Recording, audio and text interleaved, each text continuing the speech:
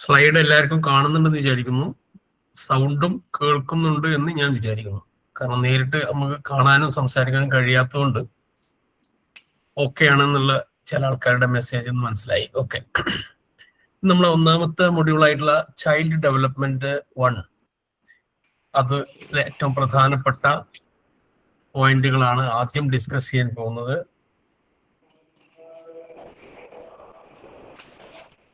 Child ഡെവലപ്മെന്റിന്റെ ആദ്യ ഭാഗത്തുനിന്ന് സാധാരണ കാറ്റഗറി 1-നും 2-നും പരീക്ഷയ്ക്ക് വരുന്ന ഒരു 15-20 സ്ലൈഡുകളിലൂടെ ആ ഏരിയ കംപ്ലീറ്റ് നമുക്ക് പെട്ടെന്ന് തന്നെ ക്ലിയർ ചെയ്യാൻ പറ്റുന്ന രൂപത്തിലാണ് സ്ലൈഡ് ഉണ്ടാക്കിയിട്ടുള്ളത്. ഒന്ന്, ഒരു കുട്ടിയുടെ വികാസ ഘട്ടങ്ങളാണ് നമ്മൾ പ്രധാനമായിട്ടും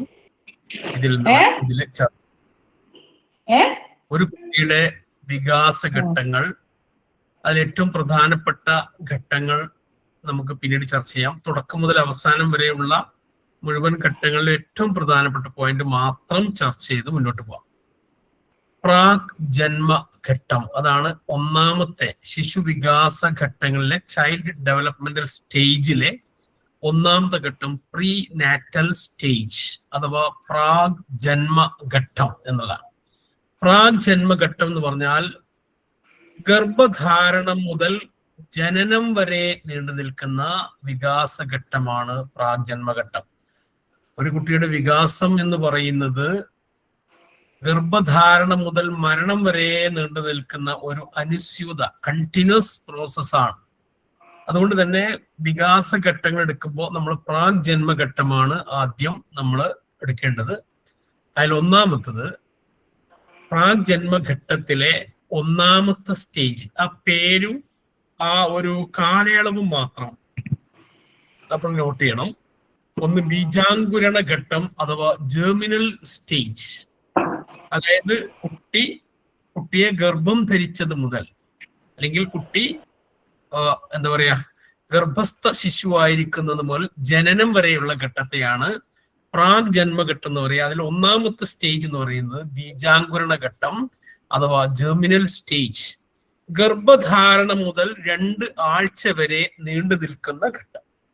ബീജാങ്കുരണ ഘട്ടം അഥവാ ജെർമിനൽ സ്റ്റേജ് എന്ന് പറഞ്ഞാൽ ഗർഭധാരണം മുതൽ 2 ആഴ്ച വരെ നീണ്ടു നിൽക്കുന്ന കാലഘട്ടമാണ്. രണ്ടാമത്തത് ഭ്രൂണഘട്ടം അഥവാ എംബ്രയോണിക് സ്റ്റേജ്. ഭ്രൂണഘട്ടം അഥവാ എംബ്രയോണിക് സ്റ്റേജ്, ഇത് 2ാമത്തെ ആഴ്ചയുടെ അവസാനം മുതൽ 10ാമത്തെ ആഴ്ച വരെ നീണ്ടു നിൽക്കുന്ന ഘട്ടമാണ് ഭ്രൂണഘട്ടം അഥവാ എംബ്രയോണിക് സ്റ്റേജ്. 2ാമത്തെ ആഴ്ച കഴിഞ്ഞ് 3ാമത്തെ ആഴ്ച മുതൽ 10ാമത്തെ ആഴ്ച വരെയുള്ള ഘട്ടം. 3ാമത്തെ സ്റ്റേജ് ഗർഭഘട്ടം അഥവാ ഫീറ്റൽ സ്റ്റേജ്. 10ാമത്തെ ആഴ്ച മുതൽ ജനനം വരെ നീളുന്ന ഘട്ടമാണ്. 10ാമത്തെ ആഴ്ച എന്ന് പറഞ്ഞാൽ ഏകദേശം 2.5 മാസം. 2.5 മാസം മുതൽ ജനനം വരെ നീളുന്ന ഘട്ടമാണ് ഗർഭഘട്ടം എന്നറിയപ്പെടുന്നത്. ഈ 3 ഘട്ടത്തിന്റെ പേരും ആ കാലയളവ് മാത്രമേ നമ്മൾ മനസ്സിലാക്കേണ്ടതുള്ളൂ. ഒന്ന് ബീജാങ്കുരണ ഘട്ടം അഥവാ ജെർമിനൽ സ്റ്റേജ്, ഗർഭധാരണം മുതൽ 2 ആഴ്ച വരെ നീണ്ടു നിൽക്കുന്ന സ്റ്റേജാണ് ഭ്രൂണഘട്ടം അഥവാ എംബ്രയോണിക് സ്റ്റേജ്. 2ാമത്തെ ആഴ്ചയുടെ അവസാനം മുതൽ 10ാമത്തെ ആഴ്ച വരെ. 3ാമത്തെ ഗർഭഘട്ടം അഥവാ ഫീറ്റൽ സ്റ്റേജ്, 10ാമത്തെ ആഴ്ച മുതൽ ജനനം വരെ നീളുന്ന ഘട്ടമാണ്. ഇതില് 6 സ്റ്റേജസ് ഓഫ് പ്ലേ എന്ന് പറഞ്ഞതിന് സൈഡിൽ കൊടുത്തിട്ടുള്ള ഈ ഒരു എന്ന് പറഞ്ഞ കാറ്റഗറി 3ക്ക് വേണ്ടിയിട്ടുള്ളതാണ്. ആരെങ്കിലും ഒക്കെ എഴുതുന്നുണ്ടെങ്കിൽ ആ സ്ലൈഡ് ജസ്റ്റ് നോക്കുക, അവർക്ക് വേണ്ടി മാത്രമുള്ളതാണ്. ഇനി രണ്ടാമത്തെ സ്റ്റേജ് എന്ന് പറയുന്നത് ശൈശവം അല്ലെങ്കിൽ ബേബിഹുഡ് എന്നാണ് അതിന് പറയാം. ഇൻഫാൻസി സ്റ്റേജ്, ബേബിഹുഡ് സ്റ്റേജ് എന്നാണ് അതിന് പറയാം. ശൈശവം അല്ലെങ്കിൽ ബേബിഹുഡ് സ്റ്റേജ്, ശൈശവം. ഇതുമായി ബന്ധപ്പെട്ട് പല ചോദ്യങ്ങളും നമ്മളെ പരീക്ഷയ്ക്ക് സാധാരണ വരാറുണ്ട്. ശൈശവം പ്രധാന സവിശേഷതകൾ എന്ന് പറഞ്ഞാൽ ജനനം മുതൽ 3 വയസ്സ് വരെ, 2 to 3 എന്നാണ് ഇത് സാധാരണ. 2.5 വയസ്സ് 3 വയസ്സ് തികയുന്നത് വരെയുള്ള കാലഘട്ടമാണ് ശൈശവ കാലഘട്ടം എന്നറിയപ്പെടുന്നത്. ജനനം മുതൽ, ജനനത്തിന് മുമ്പാണ് നമ്മൾ പ്രാഗ് ജന്മഘട്ടം എന്ന് പറഞ്ഞത്, പ്രീനാറ്റൽ സ്റ്റേജ് എന്ന് പറഞ്ഞത്. ജനിച്ചത് മുതലാണ് ഇനി പറയുന്ന സ്റ്റേജുകൾ. അതിലെ 1ാമത്തെ സ്റ്റേജ് ശൈശവമാണ്. സിന്ധു എന്ന് പറഞ്ഞ ആളും മൈക്ക് ഓഫ് ചെയ്യും. ശൈശവഘട്ടം എന്ന് പറഞ്ഞാൽ ജനനം മുതൽ 3 വയസ്സ് വരെയുള്ള കാലഘട്ടമാണ്.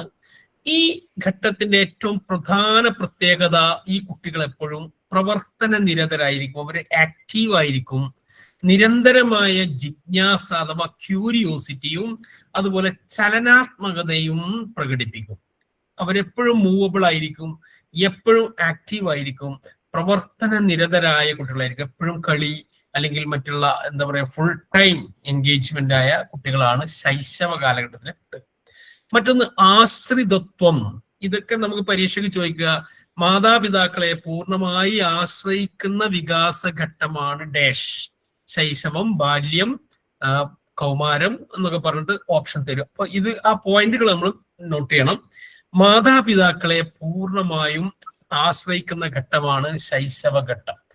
ആശ്രിതത്വ ഘട്ടം അല്ലെങ്കിൽ ഡിപ്പെൻഡൻസി സ്റ്റേജ് എന്നറിയപ്പെടുന്നത് ശൈശവഘട്ടമാണ്, ഇൻഫാൻസി പീരീഡ് ആണ്. ആശ്രിതത്വ ഘട്ടം അഥവാ ഡിപ്പെൻഡൻസി സ്റ്റേജ്. മറ്റൊന്ന് ദ്രുതഗതിയിലുള്ള വളർച്ച, ശാരീരിക മാനസിക തലങ്ങളിൽ അതിവേഗ വളർച്ച ശൈശവഘട്ടത്തിൽ കാണാൻ പറ്റും. 1 വയസ്സായ കുട്ടി പെട്ടെന്ന് 2-3 വയസ്സാകുമ്പോൾ ആ മാറ്റം നമുക്ക് പ്രകടമായി.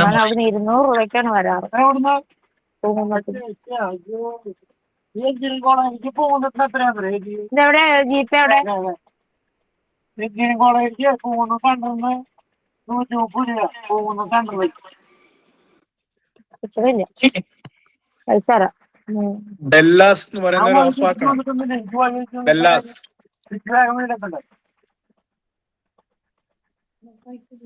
ഓക്കെ, ഇതില് ഈ സെക്കൻഡ് സ്ലൈഡ് നോക്കുക. ഇതില് ശൈശവഘട്ടത്തിൽ നമ്മുടെ പരീക്ഷയ്ക്ക് ചോദിക്കുന്ന ഏറ്റവും പ്രധാനപ്പെട്ട ചില ആൾക്കാർ വെറുതെ കയറാണ് ക്ലാസ്സിൽ, അവർ ശ്രദ്ധിക്കുന്നുണ്ടെങ്കിൽ അവർ സംസാരിക്കില്ലല്ലോ. അങ്ങനെയുള്ള ഒരു റിമൂവ് ചെയ്യാനുള്ള ഓപ്ഷൻ ഉണ്ടെങ്കിൽ അഡ്മിൻ അവർ റിമൂവ് ചെയ്തിട്ടുള്ളൂ. റിമൂവ് ചെയ്യരുത്. ഹലോ, റിമൂവ് ചെയ്യരുത്. ഞാൻ ഇപ്പൊ എത്തിയിട്ടുള്ളൂ, ഇപ്പൊ അറിയാതെയാണ്. റിമൂവ് ചെയ്യല്ലേ? മൈക്ക് ഓഫ് ചെയ്യും. മൈക്ക് ഓൺ ആക്കേണ്ട ആവശ്യമില്ല ക്ലാസ്സിൽ.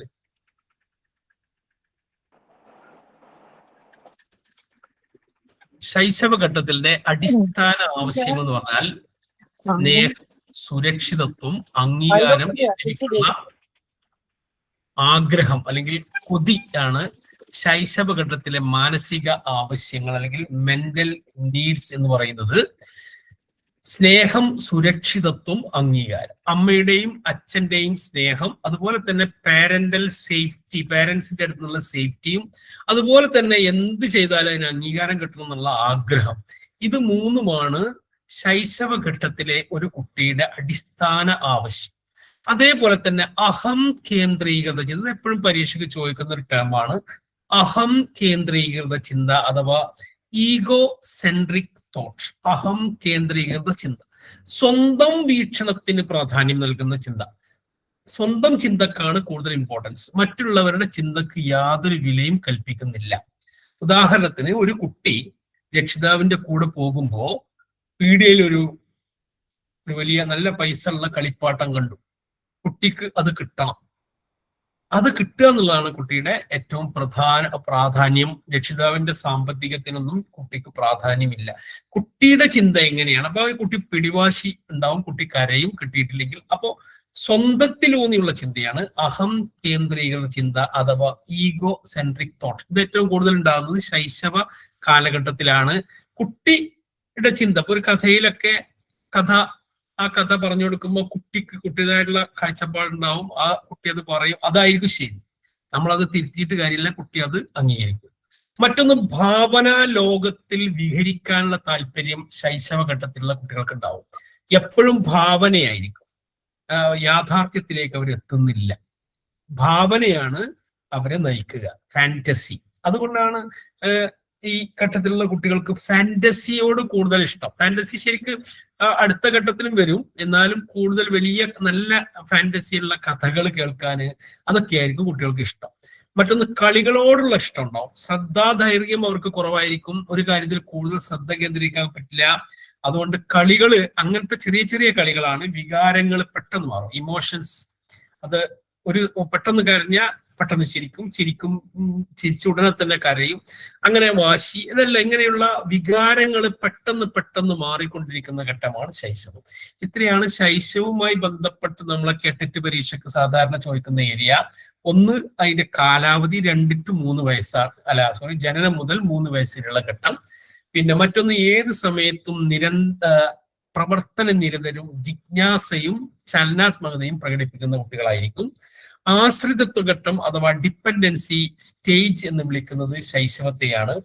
ബേബിഹുഡ് എന്നറിയപ്പെടുന്നത് ശൈശവമാണ്. ദ്രുതഗതിയിലുള്ള വളർച്ച, നമുക്ക് വിസിബിൾ ആയിട്ടുള്ള വളർച്ച കാണുന്നത് ശൈശവത്തിലാണ്.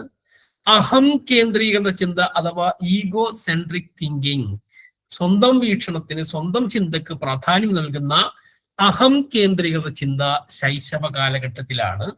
ഏത് സമയത്തും ഭാവനക്കാണ് കൂടുതൽ പ്രാധാന്യം, കളികളോട് കൂടുതൽ ഇഷ്ടം ഉണ്ടാവും. ഇത്രയും കാര്യങ്ങളാണ് ശൈശവുമായി ബന്ധപ്പെട്ട്.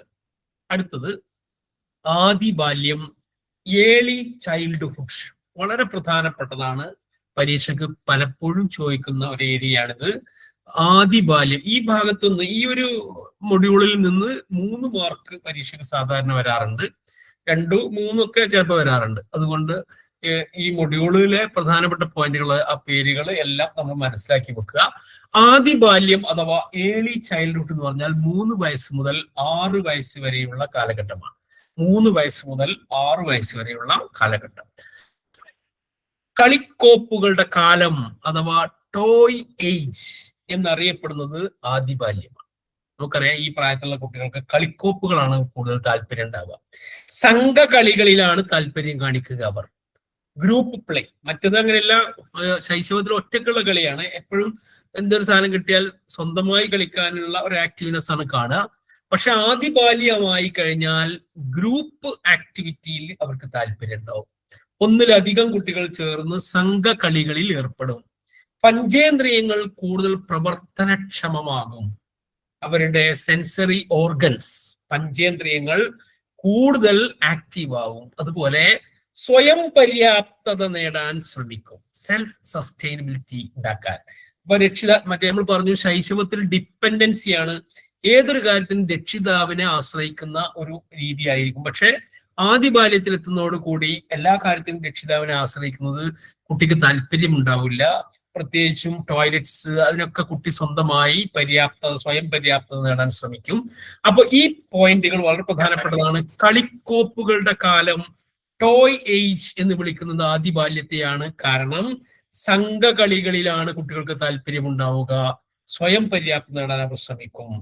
മറ്റൊന്ന് കഥകള്, ഗാനങ്ങള്, ജന്തു കഥകള്, താളപ്രധാനമായ ഗാനങ്ങൾ എന്നിവ കൂടുതൽ ഇഷ്ടപ്പെടുന്നു. അനുകരണ വാസന പ്രകടിപ്പിക്കുന്നു. ഈ പ്രായത്തിൽ അനുകരണ വാസന എല്ലാം ഉണ്ടാവും. അതുകൊണ്ട് തന്നെ ഈ ആത്മഹത്യ ചെയ്യുന്ന സിനിമകള് അതുപോലത്തതൊക്കെ കണ്ടാൽ കുട്ടികൾക്ക് ആത്മഹത്യാ പ്രവണത കൂടും. അപ്പോ ശരിക്കും അനുകരണ വാസന കൂടുതൽ ഉണ്ടാകുന്ന ഘട്ടം ആദിബാല്യമാണ്. ജന്തുകഥകൾ, അതുകൊണ്ടാണ് ഡിങ്കനും മായാവിയും ഒക്കെ, അതുപോലെ മൃഗാധിപത്യത്തിലുള്ള കഥകളൊക്കെ ഈ പ്രായത്തിലുള്ള കുട്ടികൾക്ക് കൂടുതൽ ഇഷ്ടം. പൂമ്പാറ്റ, ബാലരമ്മ ഒക്കെ അത് ജന്തു കഥകളും അതുപോലെ തന്നെ താളമുള്ള ഗാനങ്ങളുമാണ് കുട്ടികൾ ഇഷ്ടപ്പെടുക. അനുകരണ വാസന കൂടുതലായി കാണാം. ഈ 2 പദങ്ങൾ വളരെ പ്രധാനപ്പെട്ടാണ്. നാർസിസ ഘട്ടം എന്നറിയപ്പെടുന്നത് ആദിബാല്യമാണ്. നാർസിസ ഘട്ടം, നാർസിസ ഘട്ടം എന്ന് പറഞ്ഞാൽ സ്വന്തത്തോട് മാത്രം സ്നേഹം. നാർസിസ ഘട്ടം പരീക്ഷയ്ക്ക് പല പ്രാവശ്യം ചോദിച്ചതാണ്. നാർസിസ ഘട്ടം എന്നറിയപ്പെടുന്നത് ഏത് വികാസ ഘട്ടമാണ്?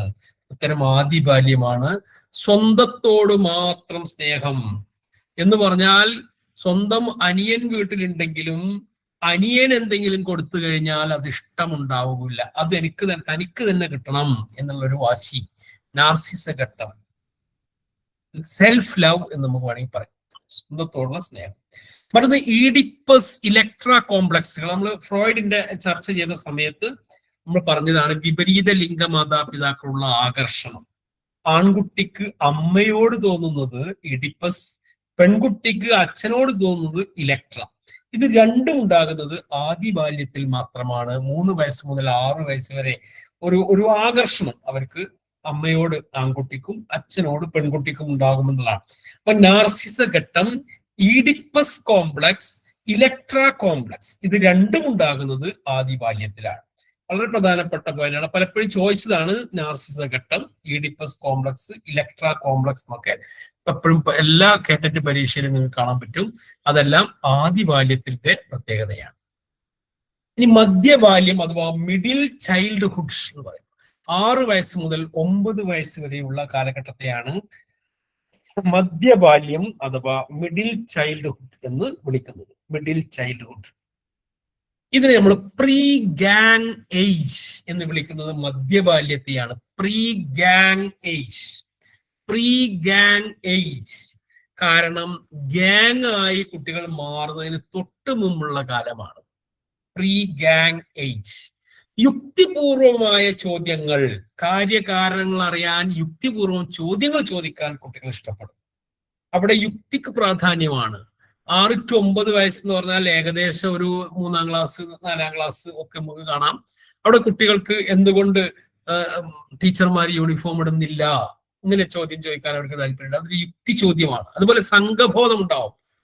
ഒരു കുട്ടിനെ തൊട്ടാൽ ബാക്കി എല്ലാവരും ഒരു ഗ്രൂപ്പായി മാറുന്ന സംഘബോധം, അത് ഏറ്റവും കൂടുതൽ വരുന്ന അടുത്ത ഘട്ടത്തിലാണ്. പക്ഷെ സംഘബോധത്തിന്റെ സ്റ്റാർട്ടിങ് പ്രീ ഗാങ് ഏജിൽ കാണാം. ഇവിടുത്തെ സാമൂഹിക മേഖല എന്ന് പറഞ്ഞാല് കുടുംബവുമായും കൂട്ടുകാരുമായുള്ള സഹകരണം വർദ്ധിക്കും മധ്യബാല്യത്തിൽ. മറ്റൊന്ന് യാഥാർത്ഥ്യത്തോടെയുള്ള പെരുമാറ്റം ഉണ്ടാവും. ഭാവനാ ലോകത്ത് നിന്ന് കുട്ടികൾ മാറി യാഥാർത്ഥ്യബോധത്തോടെ പെരുമാറാൻ പഠിക്കാൻ തുടങ്ങും. മറ്റേ നമ്മൾ പറഞ്ഞു ആദ്യ ബാല്യത്തിന് ശൈശവത്തിലൊക്കെ ഭാവനക്കാണ് ഇമ്പോർട്ടൻസ് ഉള്ളത്. പക്ഷെ മധ്യബാല്യത്തിൽ എത്തുന്നതോടുകൂടി ഭാവന കുറേശ്ശെ കുറഞ്ഞ് യാഥാർത്ഥ്യ ബോധത്തിലേക്ക് വരും. മറ്റൊന്ന് സ്വയം നിയന്ത്രണം. സ്വന്തം പ്രവർത്തനങ്ങളിൽ ചെറിയ ഉത്തരവാദിത്തവും നിയന്ത്രണവും കാണിക്കും. സ്വയം നിയന്ത്രണം. അതുപോലെ കൂട്ടുകാരുമായി സാമൂഹിക ഇടപെടൽ ഉണ്ടാവും. പിയർ ഗ്രൂപ്പ് ആയിട്ടാണ് കൂടുതൽ സാമൂഹിക ഇടപെടൽ ഉണ്ടാകുക. അവരാണ് കുട്ടിക്ക് കൂടുതൽ താല്പര്യം ഉണ്ടാകുക. അതിൽ ഒരാൾ ഒറ്റപ്പെടുത്തിയാലൊക്കെ കുട്ടിക്ക് ഭയങ്കര പ്രയാസം ഉണ്ടാവും. പ്രീ ഗാങ് ഏജ് ആണ് മധ്യബാല്യം. യുക്തിപൂർവമായ ചോദ്യങ്ങൾ ചോദിക്കാനുള്ള താല്പര്യം, സംഘബോധം സ്റ്റാർട്ട് ചെയ്യുന്നു. സാമൂഹിക മേഖല കൂട്ടുകാരായിരിക്കും, അതുപോലെ കുടുംബവുമായിട്ടുണ്ടാവും. യാഥാർത്ഥ്യബോധം കുട്ടികളിൽ ഉടലെടുക്കും. സ്വയം നിയന്ത്രണം കുട്ടികൾക്ക് സ്റ്റാർട്ടാവും. അതുപോലെ സാമൂഹിക ഇടപെടൽ കൂടുതൽ കൂട്ടുകാരുമായിട്ടായിരിക്കും സാമൂഹിക ഇടപെടൽ. ഇതാണ് മധ്യബാല്യം. കൂടുതൽ ചോദ്യങ്ങളൊന്നും ആ ഭാഗത്തുനിന്ന് വന്നിട്ടില്ല. അങ്ങനെ എടുത്തു പറയത്തക്ക ചോദ്യങ്ങൾ എന്നാൽ നമ്മൾ മനസ്സിലാക്കി വെക്കാം. അടുത്തത് അന്ത്യബാല്യം അഥവാ ലേറ്റർ ചൈൽഡ്ഹുഡ്. 9 വയസ്സ് മുതൽ 12 വയസ്സ് വരെയുള്ള കാലത്തെയാണ്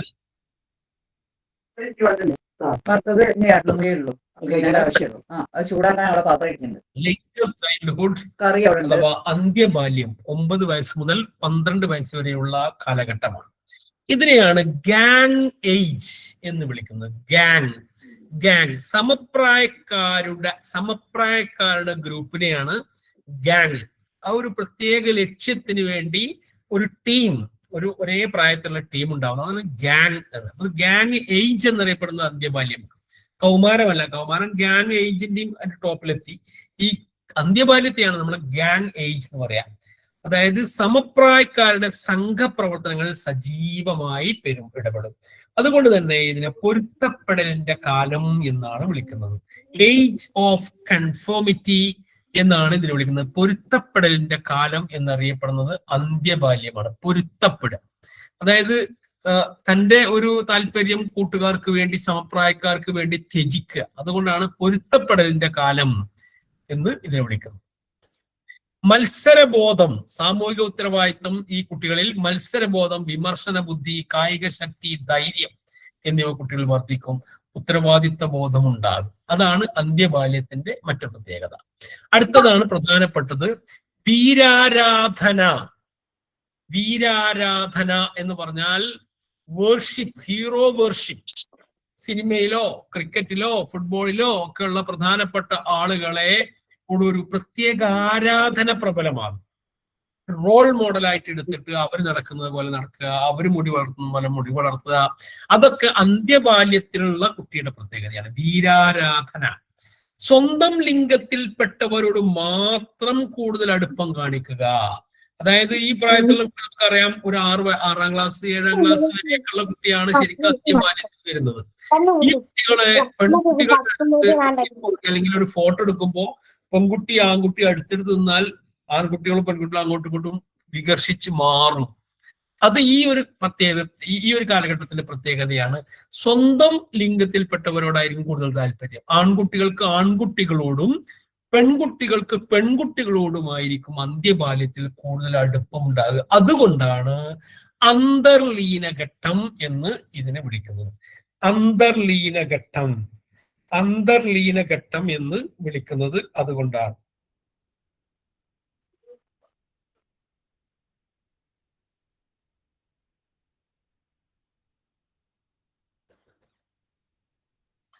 ലേറ്റൻസി സ്റ്റേജ് എന്നാണ് അതിന്റെ ഇംഗ്ലീഷ്. അന്തർലീനഘട്ടം അഥവാ ലേറ്റൻസി സ്റ്റേജ്, അന്തർലീനഘട്ടം. അപ്പൊ നമ്മൾ അന്ത്യബാല്യത്തെ പറ്റി പറയുമ്പോൾ നമ്മളെ മനസ്സിൽ വരേണ്ടത് ഗാങ് ഏജ് എന്ന് പറയുന്നത് അന്ത്യബാല്യം. പൊരുത്തപ്പെടലിന്റെ കാലം അഥവാ ഏജ് ഓഫ് കൺഫോമിറ്റി എന്നറിയപ്പെടുന്നത് അന്ത്യബാല്യമാണ്. മത്സരബോധം, വിമർശന ബുദ്ധി, കായിക ശക്തി, ധൈര്യം എന്നിവ വളർത്തിക്കുന്നു. അതുപോലെ ഉത്തരവാദിത്ത ബോധം ഉണ്ടാവുന്നു. മറ്റൊന്ന് വീരാരാധന, ഹീറോ വർഷിപ്പ് ഏറ്റവും കൂടുതൽ പ്രകടമാകുന്നത് അന്ത്യബാല്യത്തിലാണ്. സ്വന്തം ലിംഗത്തിൽപ്പെട്ടവരോട് മാത്രം അടുപ്പം കാണിക്കുന്ന അന്തർലീനഘട്ടം എന്നറിയപ്പെടുന്നത് അന്ത്യബാല്യമാണ്. അപ്പോൾ പ്രധാനമായും 4 വേർഡാണ്. ഗാങ് ഏജ് ഓഫ് കൺഫോമിറ്റി അഥവാ പൊരുത്തപ്പെടലിന്റെ കാലം, മറ്റൊന്ന് വീരാരാധന, ഹീറോ വർഷിപ്പ്, മറ്റൊന്ന് അന്തർലീനഘട്ടം, ലേറ്റൻസി സ്റ്റേജ്. ഈ 4 പോയിന്റുകളാണ് നമ്മൾ ഇതിലാകെ മനസ്സിലോർത്ത് വെക്കേണ്ടതുള്ളൂ നമ്മുടെ പരീക്ഷയ്ക്ക്. അപ്പൊ അന്ത്യബാല്യം നമ്മൾ അവസാനിപ്പിച്ചു. അടുത്തത് കൗമാരമാണ്. കൗമാരം കുറച്ചും കൂടെ നമ്മൾ മനസ്സിലാക്കണം. കൗമാരത്തിന് ചില നിർവചനങ്ങൾ നൽകിയ ആളുകളും നിർവചനങ്ങളും ചിലപ്പോൾ പലപ്പോഴും പരീക്ഷയ്ക്ക് ചോദിച്ച് കാണാറുണ്ട്. സ്റ്റാൻലി ഹൾ എന്ന് പറയുന്ന മനഃശാസ്ത്രജ്ഞൻ കൗമാരത്തെ വിളിച്ചത് ഞെരുക്കത്തിന്റെയും പിരിമുറുക്കത്തിന്റെയും കാലഘട്ടം എന്നാണ്. ഞെരുക്കവും പിരിമുറുക്കവും നിറഞ്ഞ കാലഘട്ടം, period of Storm and stress എന്ന് സ്റ്റാൻലി ഹൾ. അത് മനസ്സിലാക്കി വെക്കണം. ഞെരുക്കത്തിന്റെയും പിരിമുറുക്കത്തിന്റെയും കാലഘട്ടം എന്ന് വിളിച്ചത് സ്റ്റാൻലി ഹൾ. പരിവർത്തനത്തിന്റെ കാലം, പീരീഡ് ഓഫ് ട്രാൻസിഷൻ എന്ന് പറയാം. പീരീഡ് ഓഫ് ട്രാൻസിഷൻ, പരിവർത്തനത്തിന്റെ കാലം എന്ന് വിളിച്ചത് ഫ്രോയിഡ് ആണ്. പരിവർത്തനത്തിന്റെ കാലം എന്ന് വിളിച്ചത് ഫ്രോയിഡ് ആണ്. അമിത ആത്മവിശ്വാസത്തിന്റെ കാലം എന്ന് വിളിച്ചത് വില്യം സ്റ്റേൺ ആണ്. അമിത ആത്മവിശ്വാസത്തിന്റെ കാലം എന്ന് കൗമാരത്തെ വിളിച്ചത് വില്യം സ്റ്റേൺ ആണ്. ജീവിതത്തിന്റെ വസന്തം എന്ന് കൗമാരത്തെ നിർവചിച്ചത് ജോൺ കീറ്റ്സ് ആണ്. ജീവിതത്തിന്റെ വസന്തം എന്ന് വിളിച്ചത്. താൽക്കാലിക ബുദ്ധിഭ്രമത്തിന്റെ കാലമാണ് കൗമാരം എന്ന് വിളിച്ചത് ഹോളിംഗ്വർത്ത്. ഈ 5 ആളുകൾ കൗമാരത്തെ കുറിച്ച് പറഞ്ഞ ഈ പോയിന്റുകൾ നമ്മൾ നോട്ട് ചെയ്തു വെക്കണം. ഒന്ന്, ഞെരുക്കത്തിന്റെയും പിരിമുറുക്കത്തിന്റെയും കാലം എന്ന് വിളിച്ചത് സ്റ്റാൻലി ഹൾ. കൗമാരം എന്ന് പറയുന്നത് പരിവർത്തനത്തിന്റെ കാലമാണ്, അഥവാ പീരീഡ് ഓഫ് ട്രാൻസിഷൻ എന്ന് പറയുന്നത് ഫ്രോയിഡ്. അമിത ആത്മവിശ്വാസത്തിന്റെ കാലമാണ് കൗമാരം എന്ന് പറഞ്ഞത് വില്യം സ്റ്റേൺ. ജീവിതത്തിന്റെ വസന്തമാണ് കൗമാരം എന്ന് പറഞ്ഞത് ജോൺ കീറ്റ്സ്. താൽക്കാലിക ബുദ്ധിഭ്രമത്തിന്റെ കാലമാണ് എന്ന് പറഞ്ഞത് ഹോളിംഗ്വർത്ത്. Age of insanity. ഇനി കൗമാരത്തിലെ ഏറ്റവും പ്രധാനപ്പെട്ട ചില പ്രത്യേകതകളോടെ നോട്ട് ചെയ്യണം. ഒന്ന്, ചിന്താകുഴപ്പവും അരക്ഷിതാവസ്ഥയും, ഐഡന്റിറ്റി ക്രൈസിസ് ആൻഡ് ഇൻസെക്യൂരിറ്റി. കൗമാരത്തിലെത്തിയ കുട്ടി, കൗമാരം എന്ന് പറയുന്നത് 13 വയസ്സ് മുതൽ 18-19 വയസ്സിലൊക്കെ കൗമാരം തന്നെയാണല്ലോ. അപ്പോ ചിന്താകുഴപ്പവും അരക്ഷിതാവസ്ഥ, സ്വന്തം വ്യക്തിത്വത്തെ കുറിച്ചും ഭാവി ജീവിതത്തെ കുറിച്ചുമുള്ള സംശയങ്ങളും അതുപോലെ തന്നെ അരക്ഷിതബോധവും കുട്ടിയിൽ ഉടലെടുക്കും. അപ്പൊ ഞാൻ ഇനി എന്താകും? ആ പ്രായം ഒരു 18-17 ഒക്കെ ആകുമ്പോൾ കുട്ടി, എന്റെ ഭാവി എന്താകും? ഞാൻ സേഫ് ആണോ? ഞാൻ സെക്യൂർ ആണോ? എന്റെ പേഴ്സണാലിറ്റി, എന്റെ ഐഡന്റിറ്റി അത് എത്രമാത്രം മറ്റുള്ളവർ അംഗീകരിക്കുന്നുണ്ട് എന്നുള്ള ആ ഒരു ഐഡന്റിറ്റി ക്രൈസിസ് കുട്ടിയിൽ ഉടലെടുക്കും. അതാണ് കൗമാരത്തിലെ ഏറ്റവും പ്രധാനപ്പെട്ട പ്രത്യേകത. Identity crisis and insecurity. Insecurity കുട്ടിക്ക് ഫീൽ ചെയ്യും. രക്ഷിതാക്കള് കുട്ടി പറഞ്ഞ ഫുള്ള് കേട്ടോളന്നില്ല, പിന്നെ കൂട്ടുകാരിൽ നിന്ന് കുട്ടികൾക്ക് പല പ്രശ്നങ്ങളും ഉണ്ടാകാം, പിന്നെ സമൂഹത്തിൽ നിന്ന് പ്രശ്നങ്ങളുണ്ട്. അപ്പൊ ഐഡന്റിറ്റി ക്രൈസിസും ഇൻസെക്യൂരിറ്റിയുമാണ് കൗമാരത്തിന്റെ ഏറ്റവും പ്രധാനപ്പെട്ട പ്രത്യേകത. രണ്ടാമത്തത് ലൈംഗിക വികാര തീവ്രത, സെക്ഷൽ മെച്ചൂരിറ്റി. എതിർ ലിംഗത്തോടായിരിക്കും കൂടുതൽ അടുപ്പവും ആകർഷണവും പ്രകടിപ്പിക്കുക. കുട്ടിയിൽ ശാരീരികമായ മാറ്റങ്ങൾ വേഗത്തിലായി പുരുഷനും സ്ത്രീയും എന്നുള്ള ആ ഒരു റേഞ്ചിലേക്ക് കുട്ടികൾ, അതിന് മുമ്പ് തന്നെ ശരിക്കും പുരുഷനും സ്ത്രീയും ഒക്കെ ആവുമെങ്കിലും കൗമാരഘട്ടത്തിലാണ് അതിന്റെ തീവ്രത കുട്ടിയിൽ കാണുക. അപ്പൊ ലൈംഗിക വികാര തീവ്രത കുട്ടികളിൽ ഉണ്ടാകും. പ്രശ്ന നിർദ്ധാരണവും അംഗീകാരവും, problem solving and peer approval എന്നതാണ്. സംഘത്തിന്റെ അംഗീകാരം നേടാനുള്ള തീവ്ര ശ്രമം ഓരോരുത്തരും നടത്തും. ഒരു ഗ്രൂപ്പിൽ സംഘം ഏജ് അതിന്റെ മുമ്പ് തന്നെ ഗ്യാങ് ആയി, ആ ഗ്യാങ്ങിലെ അംഗീകാരം കിട്ടാൻ, ഗ്യാങ്ങിലെ ഒരു ലീഡർ ആവാൻ അല്ലെങ്കിൽ ഗ്യാങ്ങിൽ മറ്റുള്ളവരുടെ അംഗീകാരം കിട്ടാൻ വേണ്ടി കുട്ടി അതിയായി ആഗ്രഹിക്കും. അംഗീകാരം കിട്ടാതിരിക്കുമ്പോൾ കുട്ടിക്ക് വളരെ പ്രയാസം ഉണ്ടാവും, മാനസിക പ്രയാസം ഉണ്ടാവും. അപ്പൊ സംഘത്തിൽ അംഗീകാരം നേടാനുള്ള തീവ്ര ശ്രമം. സ്വതന്ത്രമായി പ്രശ്നങ്ങൾ പരിഹരിക്കാനുള്ള താല്പര്യം, ആരുടെയും സഹായം ഇല്ലാതെ തന്നെ പ്രശ്നങ്ങൾ സ്വന്തമായും സ്വതന്ത്രമായും പരിഹരിക്കാനുള്ള താല്പര്യം. അതാണ് കൗമാരത്തിന്റെ പ്രധാന പ്രത്യേകത. ഒന്നുകൂടി ഞാൻ പറയാം, കൗമാരം എന്ന് പറയുമ്പോൾ എപ്പോഴും നമ്മൾ മനസ്സിലാക്കി വരിക ഐഡന്റിറ്റി ക്രൈസിസ് ആൻഡ് ഇൻസെക്യൂരിറ്റി, ചിന്താകുഴപ്പവും അരക്ഷിതാവസ്ഥയും. മറ്റൊന്ന് ലൈംഗിക വികാര തീവ്രത, സ്വന്തം ലിംഗത്തിൽ ഉള്ള ആളുകളോടല്ല അവിടെ താല്പര്യം ഉണ്ടാവുക, എതിർ ലിംഗത്തിൽപ്പെട്ട പെൺകുട്ടിക്ക് ആൺകുട്ടിയോടും ആൺകുട്ടിക്ക് പെൺകുട്ടിയോടുള്ള ഒരു അട്രാക്ഷനാണ് അവിടെ ഉണ്ടാവുന്നത്. ഏത് സമയത്തും കുട്ടിക്ക് സ്വന്തമായും സ്വതന്ത്രമായും പ്രശ്നങ്ങൾ പരിഹരിക്കാനുള്ള താല്പര്യം ഉണ്ടാവും. അതുപോലെ തന്നെ സംഘത്തിൽ അംഗീകാരം നേടാനുള്ള തീവ്ര ശ്രമവും കൗമാരത്തിൽ കാണാം. ഇത്രയാണ് പ്രധാനമായിട്ടും നമ്മുടെ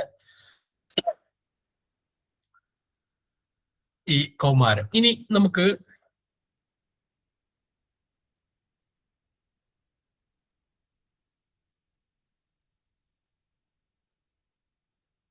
വളർച്ചയും വികാസവും തമ്മിലുള്ള പ്രധാനപ്പെട്ട ചില പ്രത്യേകതകൾ, വളരെ പ്രധാനപ്പെട്ട, ചിലപ്പോൾ അങ്ങനെ പരീക്ഷയ്ക്ക് ചോദിച്ചിട്ടുണ്ട്, താഴെ കൂടുതൽ വളർച്ചയുടെ പ്രത്യേകത അല്ലാത്തത് ഏത്, വികാസത്തിന്റെ പ്രത്യേകത ഏത് എന്നൊക്കെ ചോദിച്ചത്. അതുകൊണ്ട് ജസ്റ്റ് ഈ ഒരു സ്ലൈഡ് ഒന്ന് നോക്കാം. വളർച്ചയും വികാസവും, ഗ്രോത്ത് ആൻഡ് ഡെവലപ്മെന്റ്, വളർച്ച വികാസം. സ്വഭാവം വെച്ച് നോക്കുമ്പോൾ വളർച്ച ശരീരശാസ്ത്രപരമായ ശാരീരിക മാറ്റത്തെയാണ് നമ്മൾ വളർച്ച എന്ന് പറയാം. ഒരു കുട്ടി വളരുക എന്ന് പറഞ്ഞാൽ ശാരീരികമായ ഒരു വ്യത്യാസം, ഉയരം വെക്കുക, നീളം തടി വെക്കുക, അതൊക്കെയല്ലേ വളർച്ച. വികാസം എന്ന് പറയുന്നത് സമഗ്രമായ ശാരീരിക മാനസിക വളർച്ച. ഇത് comprehensive bodily and mental growth ആണ്. മറ്റത് ബോഡി ഗ്രോത്ത് മാത്രമാണ്, ശാരീരിക മാറ്റം മാത്രമാണ് വളർച്ച. വികാസം എന്ന് പറയുന്നത് സമഗ്രമാണ്, കോംപ്രിഹെൻസീവ് ആണ്, ശാരീരികവും മാനസികവുമായ വളർച്ചയാണ് വികാസത്തിനുണ്ടാവുന്നത്. പിന്നെ മെഷർമെന്റ്, അളവുകോൽ എടുക്കുകയാണെങ്കിൽ വളർച്ച എന്ന് പറയുന്നത് ഗണാത്മകമാണ്, ക്വാണ്ടിറ്റേറ്റീവ് ആണ്. അത് കൃത്യമായി നമുക്ക് അളക്കാൻ പറ്റും. ഒരു കുട്ടി എത്ര 12 വയസ്സാകുമ്പോൾ അവന്റെ നീളം എത്ര നമുക്ക് അളക്കാം, അവന്റെ ഉയരം എത്ര എന്ന് അളക്കാം, അവന്റെ നെഞ്ചളവ് അളക്കാം. ഇതൊക്കെ വളർച്ചയാണ്. വികാസം ഒരിക്കലും നമുക്ക് അളക്കാൻ കഴിയില്ല, അത് ഗുണാത്മകമാണ്, ക്വാളിറ്റേറ്റീവ് ആണ്. വികാസം എന്ന് പറയുന്നത് ഗുണാത്മകം, വളർച്ച എന്ന് പറയുന്നത് ഗണാത്മകം, ക്വാണ്ടിറ്റേറ്റീവ് ആൻഡ് ക്വാളിറ്റേറ്റീവ്. തുടർച്ച അതെടുക്കുമ്പോൾ വളർച്ച ഒരു അനുസ്യൂത പ്രക്രിയ അല്ല, ഒരു കണ്ടിന്യൂസ് പ്രോസസ് അല്ല. വളർച്ച എന്ന് പറയുന്ന ഒരു നിശ്ചിത പ്രായത്തിൽ നിൽക്കും. ഇപ്പോൾ 18 വയസ്സ് കഴിഞ്ഞാൽ പിന്നെ പൊതുവെ വളർച്ച ഉണ്ടാവാറില്ല. വികാസം എന്ന് പറയുന്നത് നമ്മൾ നേരത്തെ പറഞ്ഞതാണ്, ജീവിതകാലം മുഴുവൻ, ജനനം മുതലല്ല, ഗർഭകാലം തൊട്ട് ജീവിതകാലത്തിന്റെ അവസാനം വരെ നീളുന്ന അനുസ്യൂത പ്രക്രിയ, കണ്ടിന്യൂസ് പ്രോസസ് ആണ് വികാസം. മെച്ചുറേഷനെ സംബന്ധിച്ച്, പരിപക്വത്തെ സംബന്ധിച്ച്, പരിപക്വനത്തെയും പഠനത്തെയും വളർച്ച ആശ്രയിക്കുന്നില്ല. ഒരു കുട്ടി നല്ല നീളം വിചാരിച്ചിട്ട് അവന് പക്വത ഉണ്ടായിക്കോളുന്നില്ല, അവന് നന്നായി പഠിക്കാൻ കഴിഞ്ഞോളുന്നില്ല. പക്ഷെ വികാസം എന്ന് പറയുന്നത് പരിപക്വനത്തെയും പഠനത്തെയും ആശ്രയിക്കും. നല്ല വികാസമുള്ള കുട്ടി അവന് പെട്ടെന്ന് തന്നെ മച്ചുവേർഡ് ആവും, പെട്ടെന്ന് തന്നെ അവന് നന്നായി പഠിക്കാൻ പറ്റും. നന്നായി പഠിക്കുന്ന, നന്നായി പരിപക്വനമുള്ള ഒരു കുട്ടി നല്ല വളർച്ചയുണ്ട് നമുക്ക്, നല്ല വികാസമുണ്ട് നമുക്ക് പറയാം, വളർച്ചയുണ്ട് എന്ന് പറയാൻ പറ്റില്ല. അപ്പൊ ഈ 4 പ്രധാനപ്പെട്ട പോയിന്റുകൾ വളർച്ചയും വികാസവും തമ്മിലുള്ള പ്രധാന വ്യത്യാസങ്ങളാണ്. സാധാരണ പരീക്ഷയ്ക്ക് പല കേട്ടറ്റ് പരീക്ഷയിലും ഇത് ചോദിച്ചിട്ടുണ്ട്. താഴെ കൊടുത്തവയിൽ വളർച്ചയുടെ പ്രത്യേകത അല്ലാത്തത് ഏത്, അല്ലെങ്കിൽ താഴെ കൊടുത്തതിൽ തെറ്റായ പ്രസ്താവന ഏത്, അങ്ങനെയൊക്കെ വെച്ചിട്ടാണ് ഈ ചോദ്യം നമ്മൾ കണ്ടിട്ടുള്ളത്. ഇനി ശിശു വികാരങ്ങളുടെ പ്രത്യേകതകളാണ് നമ്മൾ അടുത്തത് പറയാൻ പോകുന്നത്. ഒരു കുട്ടിയുടെ ഇമോഷൻസിന്റെ, ശിശു വികാരങ്ങളുടെ പ്രത്യേകതകൾ. ഒന്ന് ക്ഷണികത, ക്ഷണനേരം, തീവ്രത, ട്രാൻസിയൻസ് ആൻഡ് ഇന്റൻസിറ്റി എന്നാണ് ഇംഗ്ലീഷിൽ പറയാം. വികാരങ്ങൾ ക്ഷണികമാണ്, അല്പസമയത്തേക്ക് മാത്രമായിരിക്കും. കുറേ സമയം തെറ്റി നിൽക്കുന്ന പരിപാടി കുട്ടിയെ സംബന്ധിച്ചുണ്ടാവില്ല, അത് കുറച്ച് സമയത്തേ ഉണ്ടാവുള്ളൂ. പെട്ടെന്ന് തന്നെ ഒരു 5 ഉറുപ്പിക എടുത്താൽ ആ തെറ്റ് മാറും. അല്ലെങ്കിൽ കരഞ്ഞുകൊണ്ടിരിക്കുന്ന കുട്ടി പെട്ടെന്ന് തന്നെ ചിരിക്കും. അതാണ് വികാരങ്ങൾ അല്പസമയത്തേക്ക് മാത്രമായിരിക്കും. അത് ക്ഷണനേരത്തിനായത്, അത് കൂടുതൽ നീണ്ടു നിൽക്കൂല, എന്നാൽ വളരെ തീവ്രമായിരിക്കും. കരയാണെങ്കിൽ ലോകം മുഴുവൻ കേൾക്കുന്ന രീതിയിൽ കരയും, ആഹ്ലാദിക്കുകയാണെങ്കിൽ എല്ലാവരും അറിയുന്ന രീതിയിലാകും. തീവ്രമാണ്, ഇന്റൻസിറ്റി ഉണ്ടായിരിക്കും. അപ്പോ ശിശു വികാരങ്ങളുടെ 2 പ്രത്യേകതയാണ് പറഞ്ഞത്. ഒന്ന് ക്ഷണികത, മറ്റൊന്ന് തീവ്രത. നല്ല പെട്ടെന്ന് അവസാനിക്കും, കുറച്ച് സമയമായിരിക്കും, ഉള്ള സമയം നല്ല തീവ്രമായിരിക്കും. മൂന്നാമത്തത് ചഞ്ചലത അഥവാ ഡിസ്പ്ലേസ്മെന്റ്. മറ്റൊന്ന് ഒരു വികാരത്തിൽ നിന്ന് മറ്റൊന്നിലേക്ക് പെട്ടെന്ന് മാറിപ്പോകുന്ന സ്വഭാവം നമുക്ക് കാണാൻ പറ്റും. ഒരു വികാരത്തിൽ നിന്ന് പെട്ടെന്ന്, ഞാൻ നേരത്തെ പറഞ്ഞു, ചിരിക്കുന്ന കുട്ടി കരയുന്നു, കരയുന്ന കുട്ടി ചിരിക്കുന്നു. അതാണ് ഒരു വികാരം കൂടുതൽ നീണ്ടെടുക്കുന്നില്ല, അത് എപ്പോഴും ഡിസ്പ്ലേസ്ഡ് ആയിരിക്കും, മൂഡ് ഷിഫ്റ്റ് ആയിരിക്കും. പെട്ടെന്ന് തന്നെ അത് അങ്ങോട്ടും ഇങ്ങോട്ടും മാറാം. അടുത്ത മൂന്നാമത്തത് കഴിഞ്ഞു. നാലാമത്തത് ദൃശ്യത, അതുപോലെ ആവൃത്തി. ദൃശ്യത വിസിബിലിറ്റി, ആവൃത്തി ഫ്രീക്വൻസി. ബാഹ്യമായി നിരീക്ഷിക്കാൻ സാധിക്കും ഒരു കുട്ടിയുടെ വികാരത്തിലെ ചേഞ്ചസ്. ഇടവേളകൾ കുറഞ്ഞ് കൂടെ കൂടെ വികാരങ്ങൾ ആവർത്തിക്കും. അത് നമ്മൾ നേരത്തെ പറഞ്ഞു, ഒരു വികാരം കുറേ സമയം നിൽക്കൂല, എന്നാൽ കുറച്ച് സമയം നിന്ന് കുറച്ചൊരു ഇടവേള കഴിഞ്ഞാൽ വീണ്ടും അത് ആവർത്തിക്കാനുള്ള സാധ്യത. അതിനെയാണ് നമ്മൾ ആവൃത്തി എന്ന് പറയാം. ദൃശ്യത, ആവൃത്തി. ഇങ്ങനെയാണ് പരീക്ഷയ്ക്ക് വരിക. താഴെ കൊടുത്തവയിൽ ശിശു വികാരങ്ങളുടെ പ്രത്യേകത അല്ലാത്തത് ഏത്? അപ്പൊ ഈ വികാരങ്ങൾ എന്താണ്, പ്രത്യേകത എന്താണെന്നും അതിന്റെ ജസ്റ്റ് എന്താണെന്നുള്ളത് മനസ്സിലാക്കി വെച്ചാൽ മതി.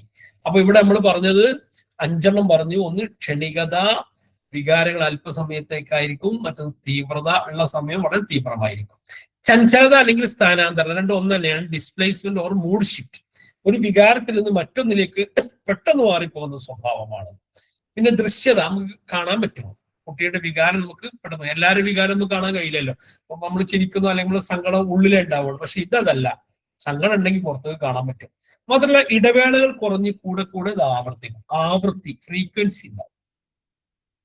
അതാണ് കുട്ടികളുടെ ശിശു വികാരങ്ങളുടെ പ്രത്യേകത. ഇനി പരീക്ഷയ്ക്ക് സ്ഥിരമായി ചോദിക്കുന്ന ചില ഭയവുമായി ബന്ധപ്പെട്ട ഫോബിയകളുടെ ഇംഗ്ലീഷ് നെയിമാണ് ഞാൻ പറയുന്നത്. അതും പ്രധാനപ്പെട്ടാണ്, ചിലപ്പോൾ ചോദിക്കലുണ്ട്.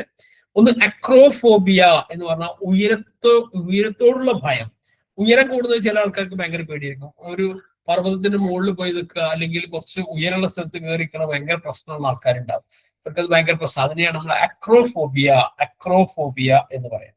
മറ്റൊന്ന് അരാക്നോഫോബിയ, ചിലന്തികളോടുള്ള ഭയമാണ് അരാക്നോഫോബിയ. ചിലന്തി, വേറെ എല്ലാ ഇതിനും പേടി ഉണ്ടാവില്ല, പക്ഷെ ചിലന്തിയെ കാണുമ്പോൾ പേടി. മറ്റൊന്ന് ക്ലസ്ട്രോഫോബിയ, അടഞ്ഞ സ്ഥലങ്ങൾ, ക്ലോസ്ഡ് റൂംസിലൊക്കെ നിൽക്കാനുള്ള പേടി, ക്ലസ്ട്രോഫോബിയ. മറ്റൊന്ന് ഒഫിഡിയോഫോബിയ, പാമ്പുകളോടുള്ള ഭയം. പാമ്പ് എന്ന് പറഞ്ഞാൽ ഭയങ്കര പേടി, അതാണ് ഒഫിഡിയോഫോബിയ. എയറോഫോബിയ, വിമാനയാത്രയോടുള്ള, ചില ആൾക്കാർക്ക് വിമാനത്തിൽ കയറാൻ കഴിയില്ല, അവരെന്തും ചെയ്യും, വിമാനത്തിൽ കയറാൻ കഴിയില്ല. അതൊരു ഫോബിയാണ്, അതൊരു ഭയമാണ്, അതൊരു മാനസികമായിട്ടുള്ള ഒരു പ്രശ്നമാണ്. എയറോഫോബിയ, വിമാനയാത്രയുള്ള ഭയം. മറ്റൊന്ന് ഗ്ലോസോഫോബിയ, പൊതുവേദിയിലെ സംസാരം. അത് പിന്നെ അധികം ആൾക്കുള്ള ഒരു ഫോബിയ തന്നെയാണ്. കാരണം വർക്കും, സഭാകമ്പം ഉണ്ടാവും, സംസാരിക്കാൻ കഴിയില്ല. രാഷ്ട്രീയക്കാരൊക്കെ നന്നായി സംസാരിക്കും, അല്ലാത്ത ആളുകൾക്ക് പൊതുവെ സഭാകമ്പം ഉണ്ടാവും. അപ്പൊ ഗ്ലോസോഫോബിയ എന്നാ പറയാ, പൊതുവേദിയിലെ സംസാരിക്കാനുള്ള ഭയം. മറ്റൊന്ന് ട്രിപ്പാനോഫോബിയ, സൂചികളോടുള്ള ഭയം, ഇഞ്ചക്ഷൻ എടുക്കുന്നതിനുള്ള ഭയം, അതൊക്കെയാണ് ട്രിഫാനോഫോബിയ. മറ്റൊന്ന് നിക്ടോഫോബിയ, ഇരുട്ടിനോടുള്ള ഭയം. ഇരുട്ട്, ലൈറ്റ് ഓഫ് ആക്കാൻ പറ്റില്ല കിടക്കുമ്പോൾ, അങ്ങനെയുള്ള ആളുകൾക്ക് ഇരുട്ട്, കിടന്നുറങ്ങിയാലും ലൈറ്റ് ഓഫ് ആക്കുന്ന പ്രശ്നമാണ് നിക്ടോഫോബിയ. ഇങ്ങനെ 8 ഫോബിയകൾ പലപ്പോഴും പരീക്ഷയ്ക്ക് ചോദിച്ച ഫോബിയകളാണ് എന്നുള്ളതുകൊണ്ടാണ് ഇതിൽ ഉൾപ്പെടുത്തിയിട്ടുള്ളത്. അക്രോഫോബിയ, ഉയരത്തോടുള്ള ഭയം. അരക്നോഫോബിയ, ചിലന്തികളോടുള്ള ഭയം. ക്ലസ്ട്രോഫോബിയ, അടഞ്ഞ സ്ഥലങ്ങളോടുള്ള ഭയം.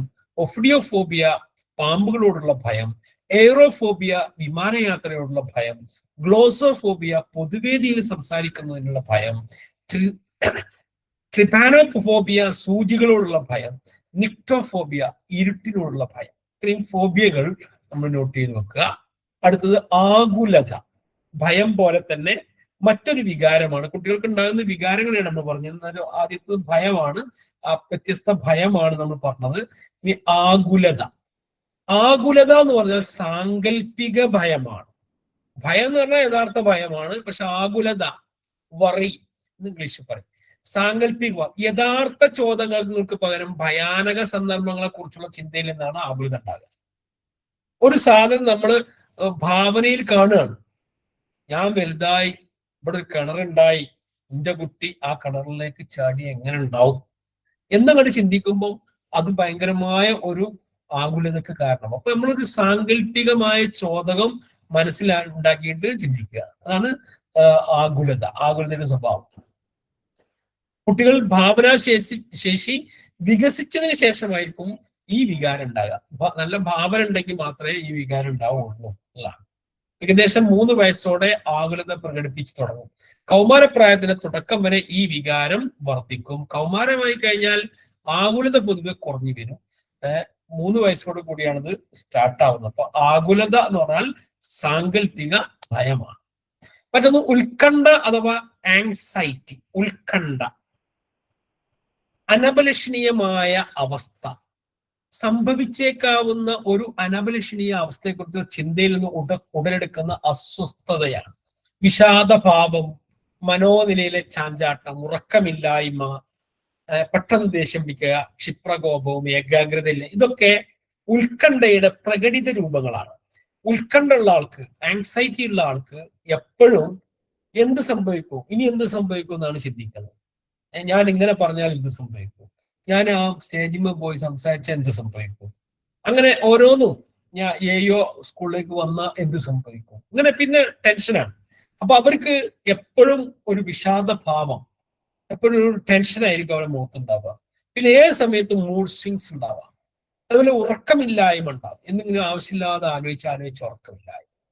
അതുപോലെ പെട്ടെന്ന് ദേഷ്യം പിടിക്കും എന്തെങ്കിലും ചോദിക്കുമ്പോഴേക്കും. അപ്പൊ ഇത്തരം ഇതൊക്കെ ഉത്കണ്ഠയുടെ ലക്ഷണങ്ങളാണ്. മറ്റൊന്ന് അസൂയ, കോപം, ജലസി ആൻഡ് ആങ്കർ. അസൂയയും കോപവും, ജലസി ആൻഡ് ആങ്കർ. അസൂയ എന്ന് പറഞ്ഞാൽ തനിക്ക് ലഭിക്കേണ്ടത് മറ്റൊരാൾക്ക് ലഭിക്കാനുള്ള സാധ്യതയോ ലഭിച്ച സന്ദർഭങ്ങളോ ജനറലൈസ് ചെയ്യുന്ന വികാരമാണ് അസൂയ എന്ന് പറഞ്ഞാൽ. തനിക്ക് കിട്ടേണ്ട ഒരു സംഭവം വേറൊരാൾക്ക് കിട്ടിയാലോ, അല്ലെങ്കിൽ അങ്ങനെ കിട്ടിയാൽ ഉണ്ടാകുന്ന നമ്മ അയാളോട് നമുക്ക് അസൂയ ഉണ്ടാവും. അപ്പൊ അതിനെയാണ് നമ്മൾ അസൂയ എന്ന് പറയുന്നത്. നമുക്ക് കേട്ടാൽ തന്നെ അറിയാം. മറ്റൊന്ന് കോപമാണ്. ഉദ്ദേശിക്കുന്ന കാര്യങ്ങൾ ചെയ്യാൻ അനുവദിക്കാതിരിക്കുക, ശിക്ഷിക്കപ്പെടുക തുടങ്ങിയ സാഹചര്യങ്ങളിൽ നിന്ന് ഉടലെടുക്കുന്ന വികാരമാണ് കോപം. ബാല്യത്തിൽ കോപപ്രകടനങ്ങൾ സാധാരണ കൂടുതലായി കാണും. വലിയ ആളായി പക്വത എത്തിക്കഴിഞ്ഞാൽ കോപം പൊതുവെ കുറയുന്നുള്ള. അപ്പോൾ ഒരു കാര്യം നമുക്ക് ചെയ്യാൻ പറ്റാതിരിക്കുക, അല്ലെങ്കിൽ എന്തെങ്കിലും അകാരണമായി ശിക്ഷിക്കപ്പെടുക, അതൊക്കെ ഉണ്ടാകുമ്പോൾ നമുക്ക് കോപം ഉണ്ടാകും, ആങ്കർ ഉണ്ടാകും.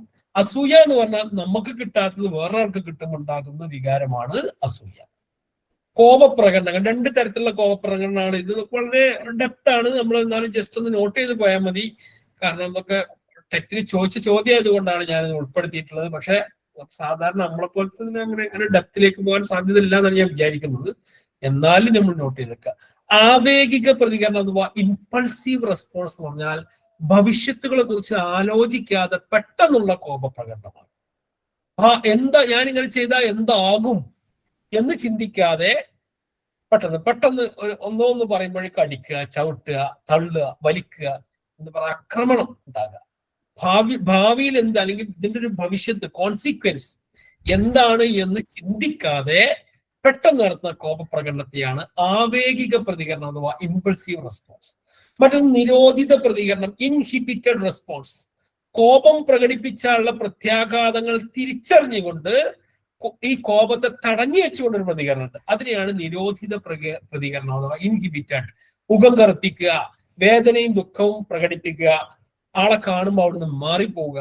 അവിടെ യഥാർത്ഥത്തിൽ കോപം തന്നെയാണ്, പക്ഷെ അടിയോ അതുപോലെ ഒന്നും ചെയ്യാതെ അത് വേറെ രീതിയിൽ നമ്മൾ അതിനെ അടിച്ചാൽ വേറെ ഇങ്ങോട്ട് കിട്ടും എന്നുള്ളത് കൊണ്ട് നമ്മൾ എന്ത് ചെയ്യും, മുഖം കറുപ്പിക്കും, അല്ലെങ്കിൽ അവിടുന്ന് മാറിപ്പോവും, അല്ലെങ്കിൽ ആ ആളെ കാണുമ്പോൾ കരയും. ഇതൊക്കെയാണ് നിരോധിത പ്രതികരണം അഥവാ ഇൻഹിബിറ്റഡ് റെസ്പോൺസ്. ഈ രണ്ട് തരത്തിലുള്ള കോപപ്രകടനങ്ങളാണുള്ളത്. ഒന്ന് ഭവിഷ്യത്ത് അറിഞ്ഞുകൊണ്ട് തന്നെ ചെയ്യുക, അതിനെയാണ് നിരോധിത പ്രകടനം. ഭവിഷ്യത്ത് അറിയാതെ പെട്ടെന്നുള്ള ദേഷ്യം പ്രകടനം, അടിക്കുക, ചവിട്ടുക, അതൊക്കെയാണ് ആവേഗിക പ്രതികരണം അഥവാ ഇമ്പൾസീവ് റെസ്പോൺസ്. ഇനി കാതറിൻ ബ്രിഡ്ജസ് എന്ന് പറയുന്ന മനഃശാസ്ത്രജ്ഞ ഈ ശിശു വികാരങ്ങളെ പറ്റി പഠിച്ചതിന് ഒരു ചോദ്യം ഏത് സമയത്തും എല്ലാ കേട്ടറ്റിനും പൊതുവെ ചോദിക്കാറുണ്ട്. കഴിഞ്ഞ ഫെബ്രുവരിയിൽ നടന്ന കേട്ടറ്റിൽ കാറ്റഗറി 1, 2 ചോദിച്ചിട്ടുണ്ട്. കാതറിൻ ബ്രിഡ്ജസ് എന്ന് പറയുന്നത് കുട്ടികളിലെ വൈകാരിക വികസനത്തെ, വൈകാരിക ബുദ്ധി വേറെ ആളാണ്, നമ്മൾ ഇന്നലെ കഴിഞ്ഞ ക്ലാസ് പറഞ്ഞാണ്, ഡാനിയൽ ഗോൾമാൻ ആണ് വൈകാരിക ബുദ്ധി എന്ന് കേൾക്കുമ്പോൾ നമ്മളെ മനസ്സിൽ വരിക. പക്ഷെ കാതറിൻ ബ്രിഡ്ജസ് എന്ന് പറഞ്ഞാൽ വൈകാരിക വികസനമാണ്, ഇമോഷണൽ ഡെവലപ്മെന്റ് എന്ന് പറയുന്ന ആശയം ആദ്യമായി മുന്നോട്ട് വെച്ച ആളെയാണ് കാതറിൻ ബ്രിഡ്ജസ്. 24 മാസം വരെയുള്ള നവജാത ശിശുക്കളിൽ വൈകാരിക വികാസത്തെ കുറിച്ച് ആദ്യമായി പഠനം നടത്തിയ വ്യക്തിയാണ് കാതറിൻ ബ്രിഡ്ജസ്. Catherine bridges.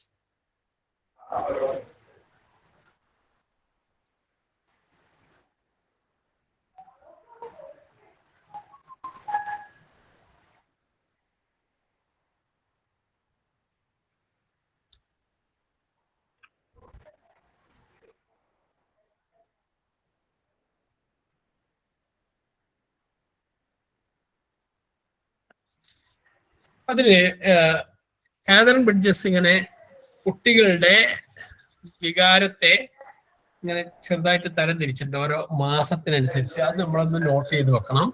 കഴിഞ്ഞ പ്രാവശ്യം ചോദിച്ചാൽ ജനന സമയത്ത് ഒരു കുട്ടിയിൽ ഉണ്ടാകുന്ന വികാരം കാതറിൻ ബ്രിഡ്ജസിന്റെ അഭിപ്രായത്തിൽ ഏത് തരം വികാരമാണെന്നുള്ള. അപ്പൊ ജനന സമയത്ത് കുട്ടിയിലുണ്ടാകുന്ന വികാരം എന്ന് പറയുന്നത് സംത്രാസം അല്ലെങ്കിൽ എക്സൈറ്റ്മെന്റ് എന്ന് പറയുന്ന വികാരം. ഒരു എക്സൈറ്റ്മെന്റ്, വേറെ ലോകത്തുനിന്ന് വേറൊന്നോ ഈ ലോകത്തിൽ ആ ഒരു എക്സൈറ്റ്മെന്റ് മാത്രമായിരിക്കും ഒരു കുട്ടിയിൽ ജനിക്കുന്ന സമയത്ത് ഉണ്ടാകുന്നത്.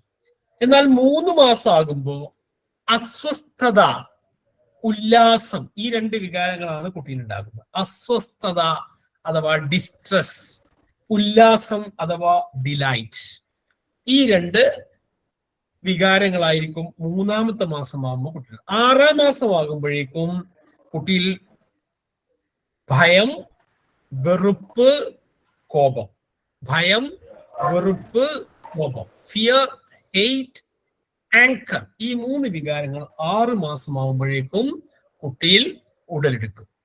പിന്നെ 12-ാമത്തെ മാസമാകുമ്പോഴേക്കും കുട്ടിയിൽ പ്രഹർഷം, പ്രിയം അല്ലെങ്കിൽ ഇലേഷൻ ആൻഡ് അഫെക്ഷൻ, 12-ാം മാസമാകുമ്പോൾ കുട്ടിയിൽ ഒരു അഫെക്ഷൻ, ഒരു സ്നേഹപ്രകടനം, വാത്സല്യം, പ്രഹർഷം അതുണ്ടാവും.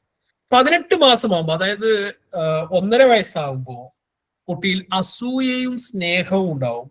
അതായത് അസൂയ കാണിക്കും, അതോടൊപ്പം കുട്ടിക്ക് ഇഷ്ടമുള്ളവരോട് സ്നേഹവും പ്രകടിപ്പിക്കും.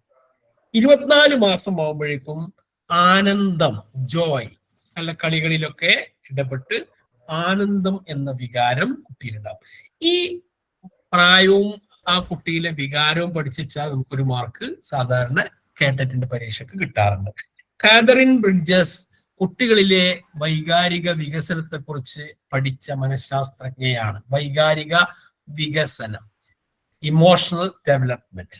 ജനിക്കുമ്പോൾ ഒരു കുട്ടിയിൽ കാണുന്നത്, അല്ലെങ്കിൽ കാതറിൻ ബ്രിഡ്ജസിന്റെ അഭിപ്രായത്തിൽ കുട്ടിയിൽ കാണുന്ന 1-ാമത്തെ വികാരം, ആദ്യ വികാരം എന്ന് പറയുന്നത് സംത്രാസം അല്ലെങ്കിൽ എക്സൈറ്റ്മെന്റ്. സംത്രാസം, എക്സൈറ്റ്മെന്റ്. 3 മാസമാകുമ്പോ കുട്ടിയിൽ അസ്വസ്ഥത, ഉല്ലാസം, സ്ട്രെസ് ആൻഡ് ഡിലൈറ്റ്.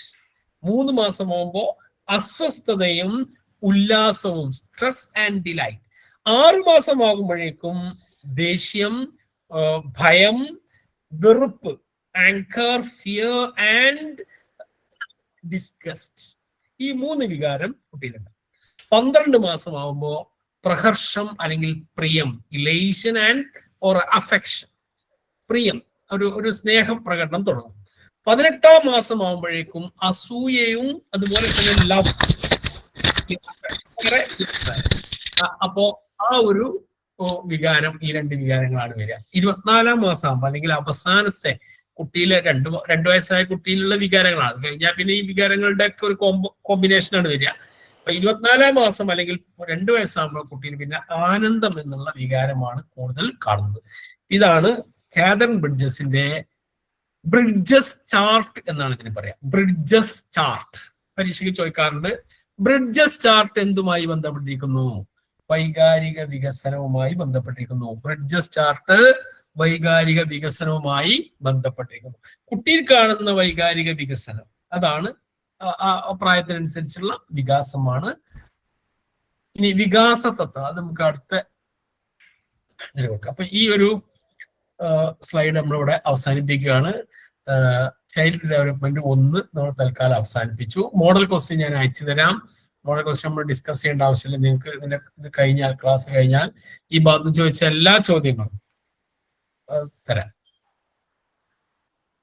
ഇനി നമുക്ക് വികാസ തത്വങ്ങളാണ് അടുത്തത്.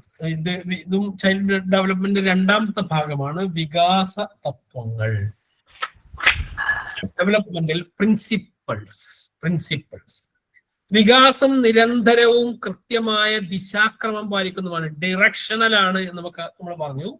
ഈ 2 പ്രധാനപ്പെട്ട തത്വങ്ങൾ പരീക്ഷയ്ക്ക് ചോദിക്കാറുണ്ട്. ഒന്ന് ശിരോപാദ തത്വം അല്ലെങ്കിൽ സെഫലോകോഡൽ സീക്വൻസ്. അത് പരീക്ഷയ്ക്ക് ചോദിക്കാറുണ്ട്. വികാസം തലയിൽ നിന്ന് തുടങ്ങി കഴുത്ത് ഉടൽ വഴി പാദങ്ങളിലേക്ക് വ്യാപിക്കുന്നു എന്ന തത്വമാണ് ശിരോപാദ തത്വം അല്ലെങ്കിൽ സെഫലോകോഡൽ സീക്വൻസ്. ഈ ശിരോപാദ തത്വം എന്ന് ചിലപ്പോൾ മലയാളത്തിൽ തന്നോളുന്നില്ല. സെഫലോകോഡൽ സീക്വൻസ് മലയാളത്തിൽ തന്നെ എഴുതിയിട്ടായി തരിക. അങ്ങനെ തന്നാലും നമ്മൾ മനസ്സിലാക്കണം, തലയിൽ നിന്നാണ് തുടങ്ങുന്ന വികാസം. ഇതൊരു ഒരു പ്രിൻസിപ്പിൾ, ഒരു തത്വമാണ് കേട്ടോ. തലയിൽ നിന്ന് തുടങ്ങി കഴുത്ത് ഉടൽ വഴി പാദങ്ങളിലേക്ക് വ്യാപിപ്പിക്കുന്നു എന്നുള്ള വികാസ തത്വമാണ് സെഫലോകോഡൽ സീക്വൻസ്. 2ാമത്തത് സമീപോ ദൂര തത്വം അല്ലെങ്കിൽ പ്രോക്സിമോ ഡിസ്റ്റൽ ഡിറക്ഷൻ. ശരീരത്തിന്റെ മധ്യഭാഗത്തുള്ള അവയവങ്ങൾ, അതായത് കരള്, ഹൃദയം, വൃക്കകൾ, ഇത് വികസിച്ച ശേഷമാണ് വിരൽ തുമ്പുകളിലേക്കൊക്കെ വികാസം എത്തുന്നത് എന്നുള്ള തത്വമാണ് സമീപോ ദൂര തത്വം അഥവാ പ്രോക്സിമോ ഡിസ്റ്റൽ ഡിറക്ഷൻ. ശരീരത്തിന്റെ മധ്യഭാഗത്തുള്ള അവയവങ്ങളിൽ നിന്ന് അത് വികസിച്ചതിന് ശേഷമാണ് വിരൽ തുമ്പുകളിലേക്കും അല്ലെങ്കിൽ മറ്റുള്ള ഭാഗങ്ങളിലേക്കൊക്കെ പോകുന്നത്. അതിന് ഉദാഹരണം പറയുകയാണെങ്കിൽ 5 വയസ്സുള്ള കുട്ടിക്ക് സൂക്ഷ്മമായി എഴുതാൻ പ്രയാസം ഉണ്ടാകുന്നത് ഈ നിയമം പാലിക്കുന്നത് മൂലമാണെന്നാണ് ഇതിന്റെ ആൾക്കാർ പറയുന്നത്.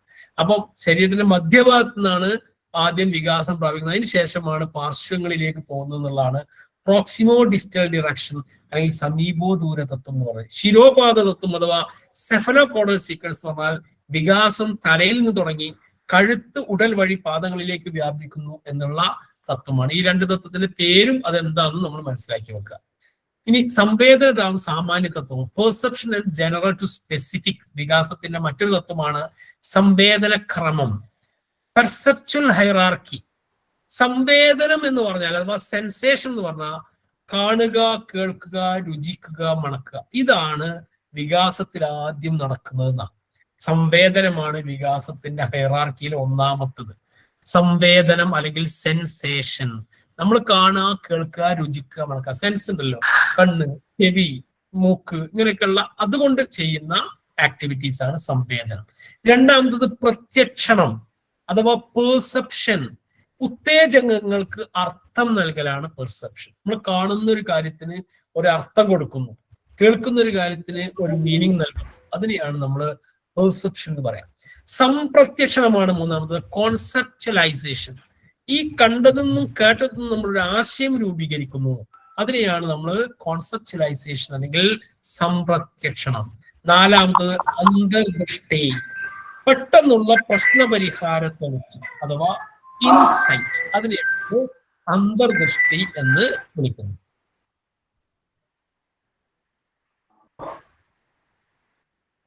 ഓക്കെ, അപ്പൊ ഇതാണ്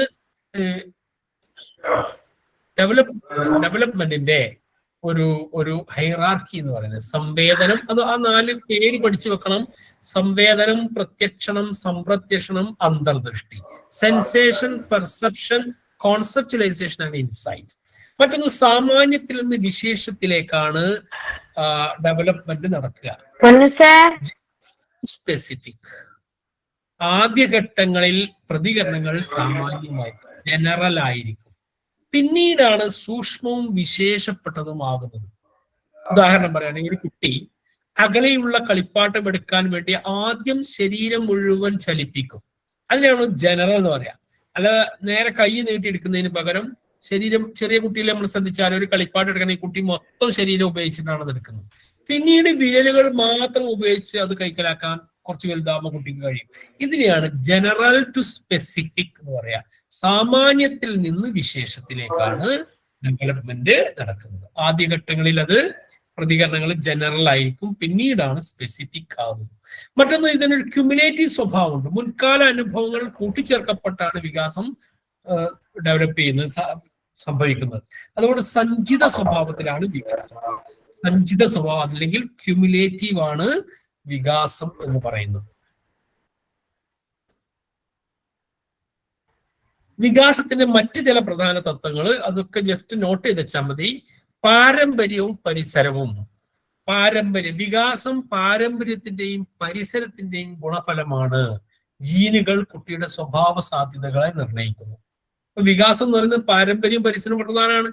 നല്ല പാരമ്പര്യത്തിലുള്ള കുട്ടിക്ക് അല്ലെങ്കിൽ ജനിതക നല്ല ജീനുള്ള ആളുകൾക്ക്, അല്ലെങ്കിൽ അതാണ് നമ്മൾ തറവാട് പാരമ്പര്യം എന്നൊക്കെ പറയുന്നത്, ആ വികാസം കൂടുതലായിരിക്കും. പരിസരം പ്രധാനം. ആ കുട്ടി ജീവിക്കുന്ന ഏരിയ, പരിസരം, ആ ഒരു ആംബിയൻസ് എല്ലാം പ്രധാനമാണ് വികാസത്തിൽ. മറ്റൊന്ന്, വികാസം ചാക്രികമാണ്, സ്പൈറലാണ്, ലീനിയർ അല്ല, ഒരു നേർരേഖയിലല്ല വികാസം പോകുന്നത്, ഒരു സ്പൈറലായിട്ടാണ് വികാസം പോകുന്നത്, ചാക്രികമാണ്. ശൈശവത്തിലും കൗമാരത്തിലും വളർച്ചാ നിരക്ക് കൂടുതലായിരിക്കും, എന്നാൽ വികാസം എന്ന് പറയുന്നത് വളർച്ച കൂടുതലായിരിക്കും. വികാസം എന്ന് പറയുന്നതും അങ്ങനെ തന്നെയാണ്. പ്രായത്തിനനുസരിച്ച് ഒരേപോലെ ആയിക്കോളുന്നില്ല വികാസം നടക്കുന്നത്. അതുപോലെ പ്രവചനീയത, പ്രെഡിക്റ്റബിൾ ആൻഡ് ഇൻഡിവിജ്വാലിറ്റി. ബൗദ്ധികവും ശാരീരികവുമായ വികാസം മുൻകൂട്ടി പ്രവചിക്കാൻ പറ്റും. IQ, അഭിക്ഷമത, അതൊക്കെ അളക്കാൻ പറ്റും. പക്ഷെ വികാസ നിരക്കിൽ ഓരോ കുട്ടിക്കും വ്യത്യാസങ്ങൾ ഉണ്ടാകും. അപ്പൊ ഇതെല്ലാം പ്രധാനപ്പെട്ട വികാസ തത്വങ്ങളാണ്. അത് പ്രെഡിക്റ്റബിൾ ആണ്, അതുപോലെ സ്പൈറലാണ് വികാസം. പാരമ്പര്യവും പരിസരവും വികാസത്തെ സ്വാധീനിക്കും. ഇനി എലിസബത്ത് ഹെർലോക്ക് എന്ന് പറയുന്ന മനഃശാസ്ത്രത്തിനെ കുറിച്ച് നമ്മൾ ജസ്റ്റ് ചില കാര്യങ്ങൾ മനസ്സിലാക്കണം. എലിസബത്ത് ഹെർലോക്ക് എന്ന് പറഞ്ഞാൽ ചാലക വികാസം അഥവാ മോട്ടോർ ഡെവലപ്മെന്റിനെ പറ്റി പഠനം നടത്തിയ മനഃശാസ്ത്രജ്ഞനാണ് എലിസബത്ത് ഹെർലോക്ക്. ചാലക വികാസം അഥവാ മോട്ടോർ ഡെവലപ്മെന്റിനെ കുറിച്ച് പഠനം നടത്തിയ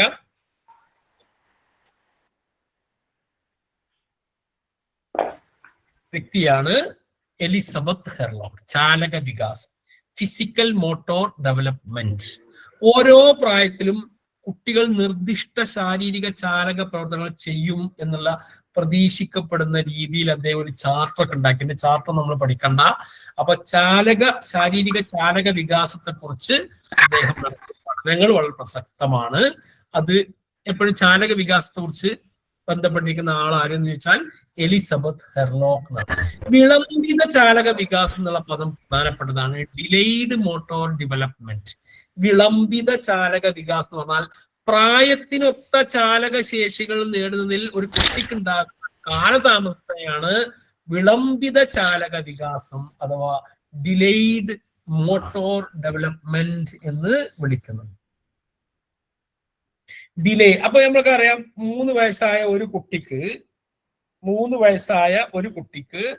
ചിലപ്പോ 3 വയസ്സായ ഒരു കുട്ടിയുടെ ചാലക വികാസം ഉണ്ടായിക്കൊള്ളുന്നില്ല. 3 വയസ്സായ കുട്ടി നടക്കുന്നുണ്ടെങ്കിൽ ഈ കുട്ടിക്ക് നടക്കാൻ കഴിയുന്നില്ല. അപ്പൊ അതിനെയാണ് നമ്മൾ വിളംബിത ചാലക വികാസം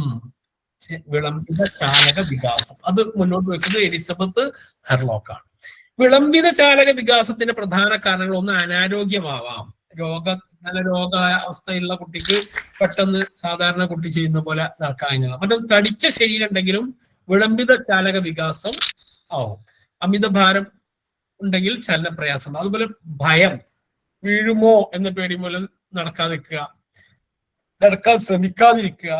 ബുദ്ധിക്കുറവുള്ള കുട്ടികൾക്ക് വിളംബിത ചാലക വികാസം ഉണ്ടാവും. കാരണം മെന്റൽ റിട്ടാർഡേഷൻ ഉള്ള കുട്ടിക്ക് നാഡീവ്യൂഹത്തിന്റെ വികാസത്തിൽ ഒരു മന്ദീഭവം ഉണ്ടാവും. അതുകൊണ്ട് സാധാ കുട്ടിയുടെ വളർച്ച ഉണ്ടായിക്കൊള്ളുന്നില്ല. അതുപോലെ അഭിപ്രേരണ ഇല്ലായ്മ, പ്രോത്സാഹനത്തിന് കുറവ്. നടന്നാ മുകും എന്ന് പറഞ്ഞ ഒരു രക്ഷിതാവിന്റെ കുട്ടി നടക്കൂല. നടക്കാൻ കുട്ടിയെ പഠിപ്പിക്കുമ്പോ അപ്പൊ ഈ 5 കാരണങ്ങളാണ് വിളംബിത ചാലക വികാസത്തിനുള്ള കാരണങ്ങൾ. അതായത് പ്രായത്തിനൊത്ത ചാലകശേഷികൾ നേടുന്നതിൽ ഉണ്ടാകുന്ന കാലതാമസത്തെയാണ് വിളംബിത ചാലക വികാസം എന്ന് വിളിക്കുന്നത്. വിളംബിത ചാലക വികാസത്തിന്റെ 5 കാരണങ്ങൾ: 1 അനാരോഗ്യം, 2 തടിച്ച ശരീരം, 3 ഭയം, 4 ബുദ്ധിക്കുറവ്, 5 അഭിപ്രേരണ ഇല്ലായ്മ. ഇനി അടുത്തത്, അത് മതി. ഹെർലോക്കിനെ പറ്റിയുള്ള കാര്യങ്ങളായി. ഹെർലോക്ക് എന്ന് കേൾക്കുമ്പോൾ മോട്ടോർ ഡെവലപ്മെന്റ് ആണ്, ഫിസിക്കൽ ആൻഡ് മോട്ടോർ ഡെവലപ്മെന്റ് ആണെന്ന് മനസ്സിലാക്കുക. വിളംബിത ചാലക വികാസം എന്താന്ന് മനസ്സിലാക്കുക. വിളംബിത ചാലക വികാസത്തിന്റെ 5 കാരണങ്ങൾ മനസ്സിലാക്കുക. അത്രയും നമുക്ക് അതിന്റെ ആവശ്യമുള്ളൂ. ഈ വ്യക്തി വളരെ പ്രധാനപ്പെട്ടതാണ്, ആൽബർട്ട് ബന്ദൂര.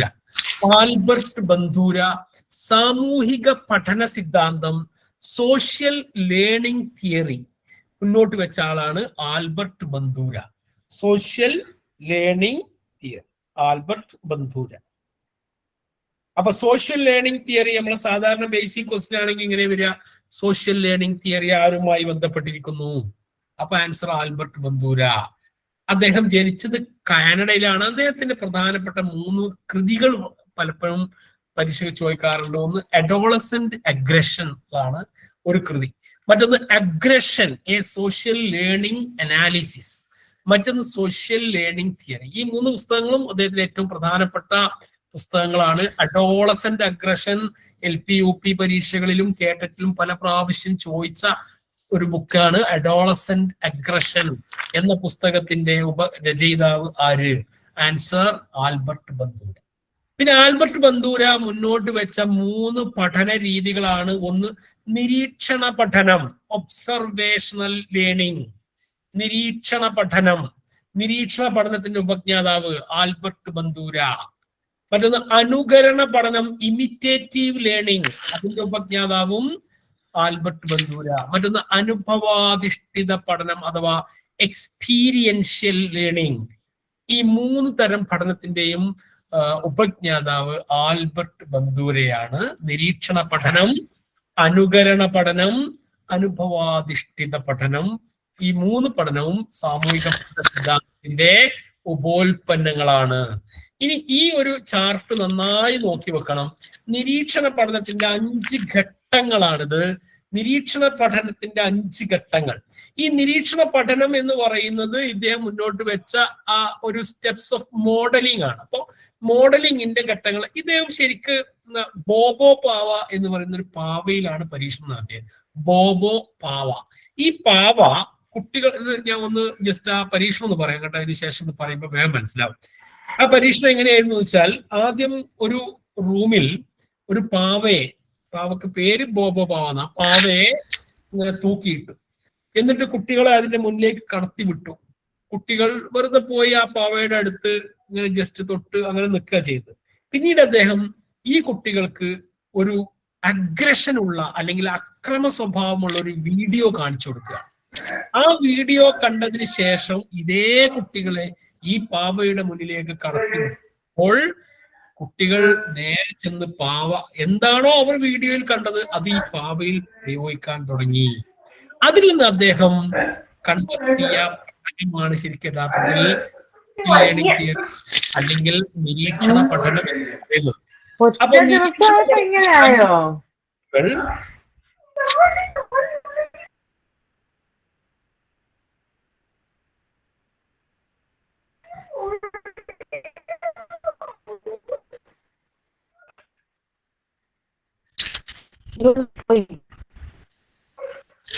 നിരീക്ഷണ പഠനത്തിന്റെ 5 step.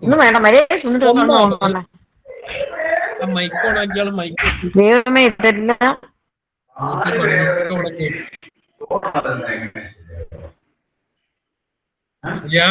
Ragi teacher, hello Ragi teacher, mike off ചെയ്യും.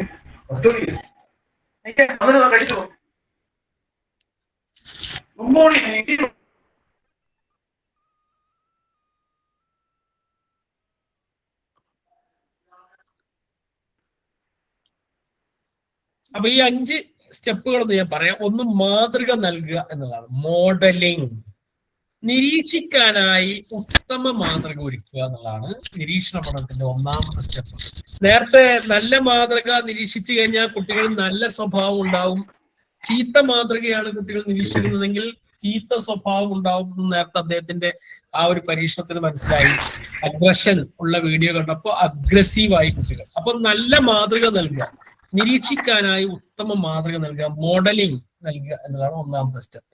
രണ്ടാമത്തത് ശ്രദ്ധ അല്ലെങ്കിൽ അറ്റൻഷൻ.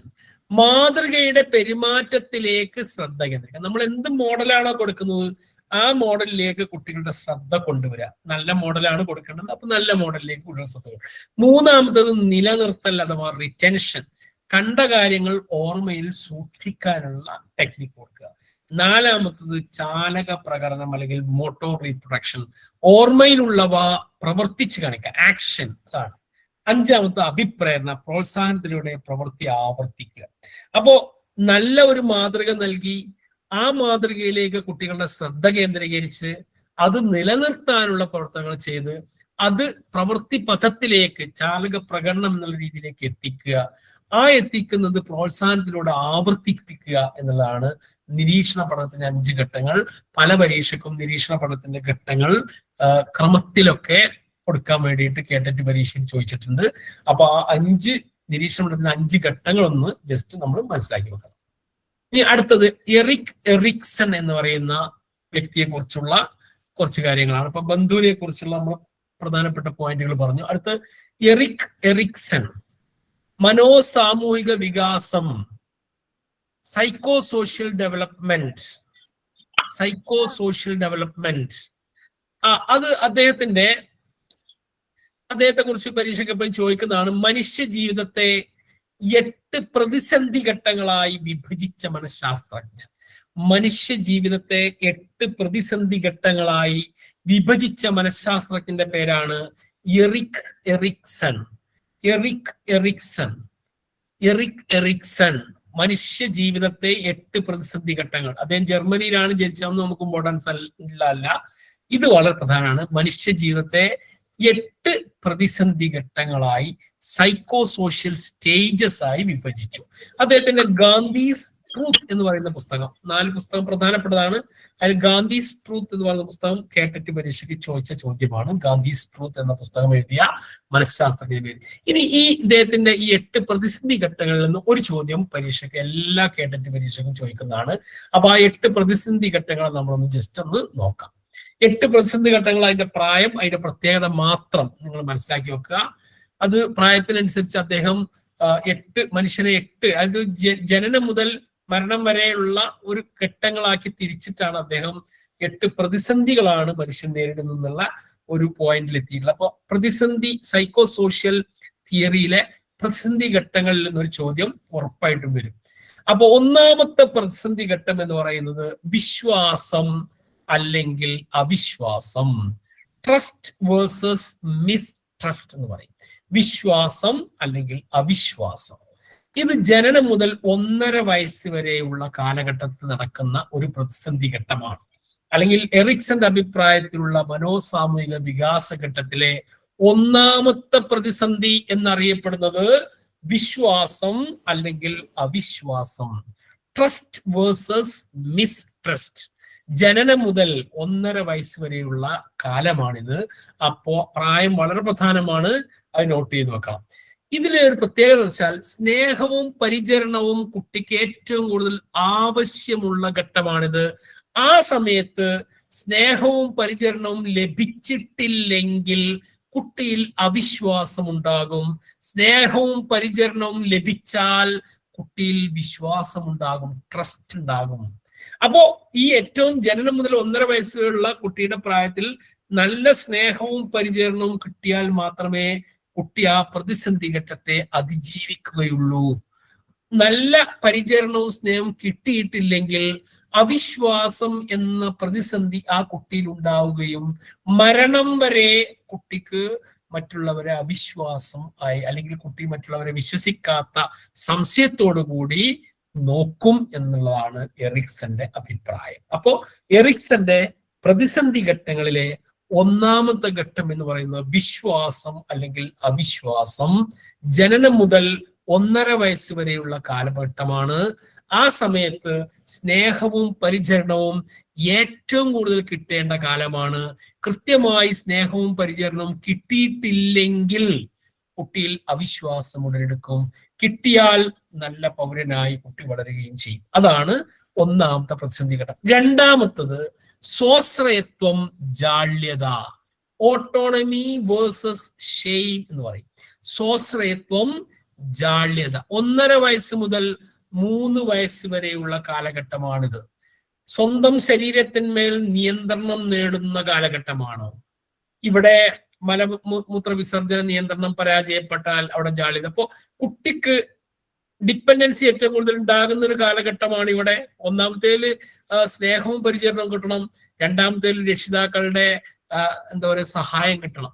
അപ്പോ മലമൂത്ര വിസർജനം, ഇപ്പൊ കിടക്കയിലൊക്കെ മൂത്രം ഒഴിച്ചു കഴിഞ്ഞാൽ സ്വാഭാവികമായിട്ട് കൂടുതൽ ഒഴിക്കുന്നതാണ്, എന്നാലും സ്ഥിരമായി ഒഴിച്ചു കഴിഞ്ഞാൽ അല്ലെങ്കിൽ മലമൂത്ര വിസർജന നിയന്ത്രണത്തിലൊക്കെ പരാജയപ്പെട്ടാൽ കുട്ടിക്ക് ജാള്യത ഉണ്ടാവും, ഷെയിം ഉണ്ടാവും. എന്നാൽ ഇതിനൊക്കെ സജ്ജമായി ക്ലിയറായി നല്ല ട്രെയിനിങ് കിട്ടി കഴിഞ്ഞാൽ കുട്ടിക്ക് സ്വാശ്രയത്വം ഉണ്ടാവും. അപ്പൊ ഇവിടെ കിട്ടേണ്ടത് കുട്ടിക്ക് സ്വയം ചെയ്യാനുള്ള ട്രെയിനിങ് ആണ്. ടോയ്ലറ്റ് ട്രെയിനിങ്ങുകളൊക്കെയാണ് ഈ പ്രായത്തിൽ ഏറ്റവും നന്നായി കൊടുക്കേണ്ടത്. എല്ലാം രക്ഷിതാവ് ചെയ്തു കൊടുക്കുക എന്നുള്ളതിന് പകരം കുട്ടിയെ കൃത്യമായി ചെയ്യാൻ വേണ്ടി പ്രാപ്തനാക്കുക എന്നുള്ളതാണ് രക്ഷിതാവിന്റെ ഡ്യൂട്ടി. നന്നായി കുട്ടിക്ക് ട്രെയിനിങ് കൊടുത്ത് കുട്ടിയുടെ കൂടെ നിന്ന് കുട്ടിക്ക് നല്ല കോൺഫിഡൻസ് കൊടുത്താൽ കുട്ടി സ്വാശ്രയത്വം കൈവരിക്കും. ഇല്ലെങ്കിൽ കുട്ടിയിൽ ജാള്യത ഉണ്ടാവും. ഇത് എല്ലാ കാലത്തും ഉണ്ടാവും. ആ ജാള്യത ഈ ഒരു 3 വയസ്സിൽ നിൽക്കുന്നതല്ല, അവസാനം വരെ കുട്ടിയുടെ ഉള്ളിൻ്റെ ഉള്ളിൽ ഉണ്ടാവും. അപ്പൊ എവിടെയും കുട്ടിക്ക് ഒരു കാര്യം സ്വയം ചെയ്യാനുള്ളൊരു, അല്ലെങ്കിൽ കുട്ടി എന്നല്ല വലിയ മനുഷ്യനായാലും സ്വയം ചെയ്യാനുള്ള ഒരു പേടി കുട്ടിയിൽ എപ്പോഴും ഉണ്ടാവും. ഇതാണ് രണ്ടാമത്തെ ഘട്ടം. മൂന്നാമത്തത് മുൻകൈയെടുക്കൽ കുറ്റബോധം, initiative versus guilt. Initiative versus guilt, മുൻകൈയെടുക്കൽ അല്ലെങ്കിൽ കുറ്റബോധം. 3 വയസ്സ് മുതൽ 6 വയസ്സ് വരെയുള്ള കാലഘട്ടമാണ്. സ്വയം കാര്യങ്ങൾ ചെയ്യാൻ മുൻകൈയെടുക്കും. അതിന് സ്വാതന്ത്ര്യം ലഭിച്ചില്ലെങ്കിൽ കുറ്റബോധത്തിലേക്ക് നയിക്കും എന്നുള്ളതാണ്. ഇവിടെ ശ്രദ്ധിക്കുക, സ്വാശ്രയത്വം ജാള്യതയുള്ള രണ്ടാമത്തെ സ്റ്റേജിൽ നല്ല ട്രെയിനിങ് ആണ് രക്ഷിതാക്കൾ കൊടുക്കേണ്ടത്. എന്നാൽ ഈ മുൻകൈയെടുക്കൽ കുറ്റബോധമുള്ള ഈ കാലഘട്ടത്തിൽ 3 to 6 വയസ്സ് കുട്ടിയോട് തന്നെ എല്ലാം ചെയ്യിക്കണം. അവിടെയും രക്ഷിതാവ് എല്ലാം വിലക്കി കഴിഞ്ഞാൽ കുട്ടിയിലേക്ക് ഒരു കുറ്റബോധം ഉണ്ടാകുക. സ്വന്തം കാര്യങ്ങൾ ചെയ്യാൻ കുട്ടി മുൻകൈ എടുക്കുമ്പോൾ അതിന് സ്വാതന്ത്ര്യം കിട്ടിയിട്ടില്ലെങ്കിൽ കുട്ടിയിൽ കുറ്റബോധം ഉണ്ടാകും. അങ്ങനെ വരുമ്പോൾ ആ കുറ്റബോധം എന്നും നിലനിൽക്കും. അപ്പൊ കുട്ടിക്ക് സ്വയം ചെയ്യാനുള്ള ഒരു സപ്പോർട്ടാണ് രക്ഷിതാവ് ഈ പ്രായത്തിൽ കൊടുക്കേണ്ടത്. മുൻകൈ എടുക്കാൻ എല്ലാ കുട്ടികളും മുൻകൈ എടുക്കും. എല്ലാം ചെയ്യും, ഞാൻ ചെയ്തോളാം, ഞാൻ വെള്ളം പാർന്നോളാം, നിങ്ങൾ പോയിക്കോളി, അല്ലെങ്കിൽ ഞാൻ സ്വന്തം ഇവിടെ സ്റ്റെപ്പ് കയറിക്കോളാം. ഇങ്ങനെ കുട്ടി പറയും, അല്ല ഞാൻ കൈ പിടിച്ചു തരാം എന്ന് പറഞ്ഞ് പിടിച്ചെടുക്കുമ്പോഴാണ് കുട്ടിക്ക് കുറ്റബോധം ഉണ്ടാവുക. പകരം കുട്ടിയെ സ്വന്തമായി ചെയ്യിപ്പിക്കാൻ വേണ്ടിയിട്ടുള്ള കോൺഫിഡൻസ് രക്ഷിതാവ് കൊടുക്കുക. ഇതാണ് മൂന്നാമത്തെ പ്രതിസന്ധി. ഇനി നാലാമത്തെ പ്രതിസന്ധി ഊർജ്ജസ്വലത അഥവാ അപകർഷത.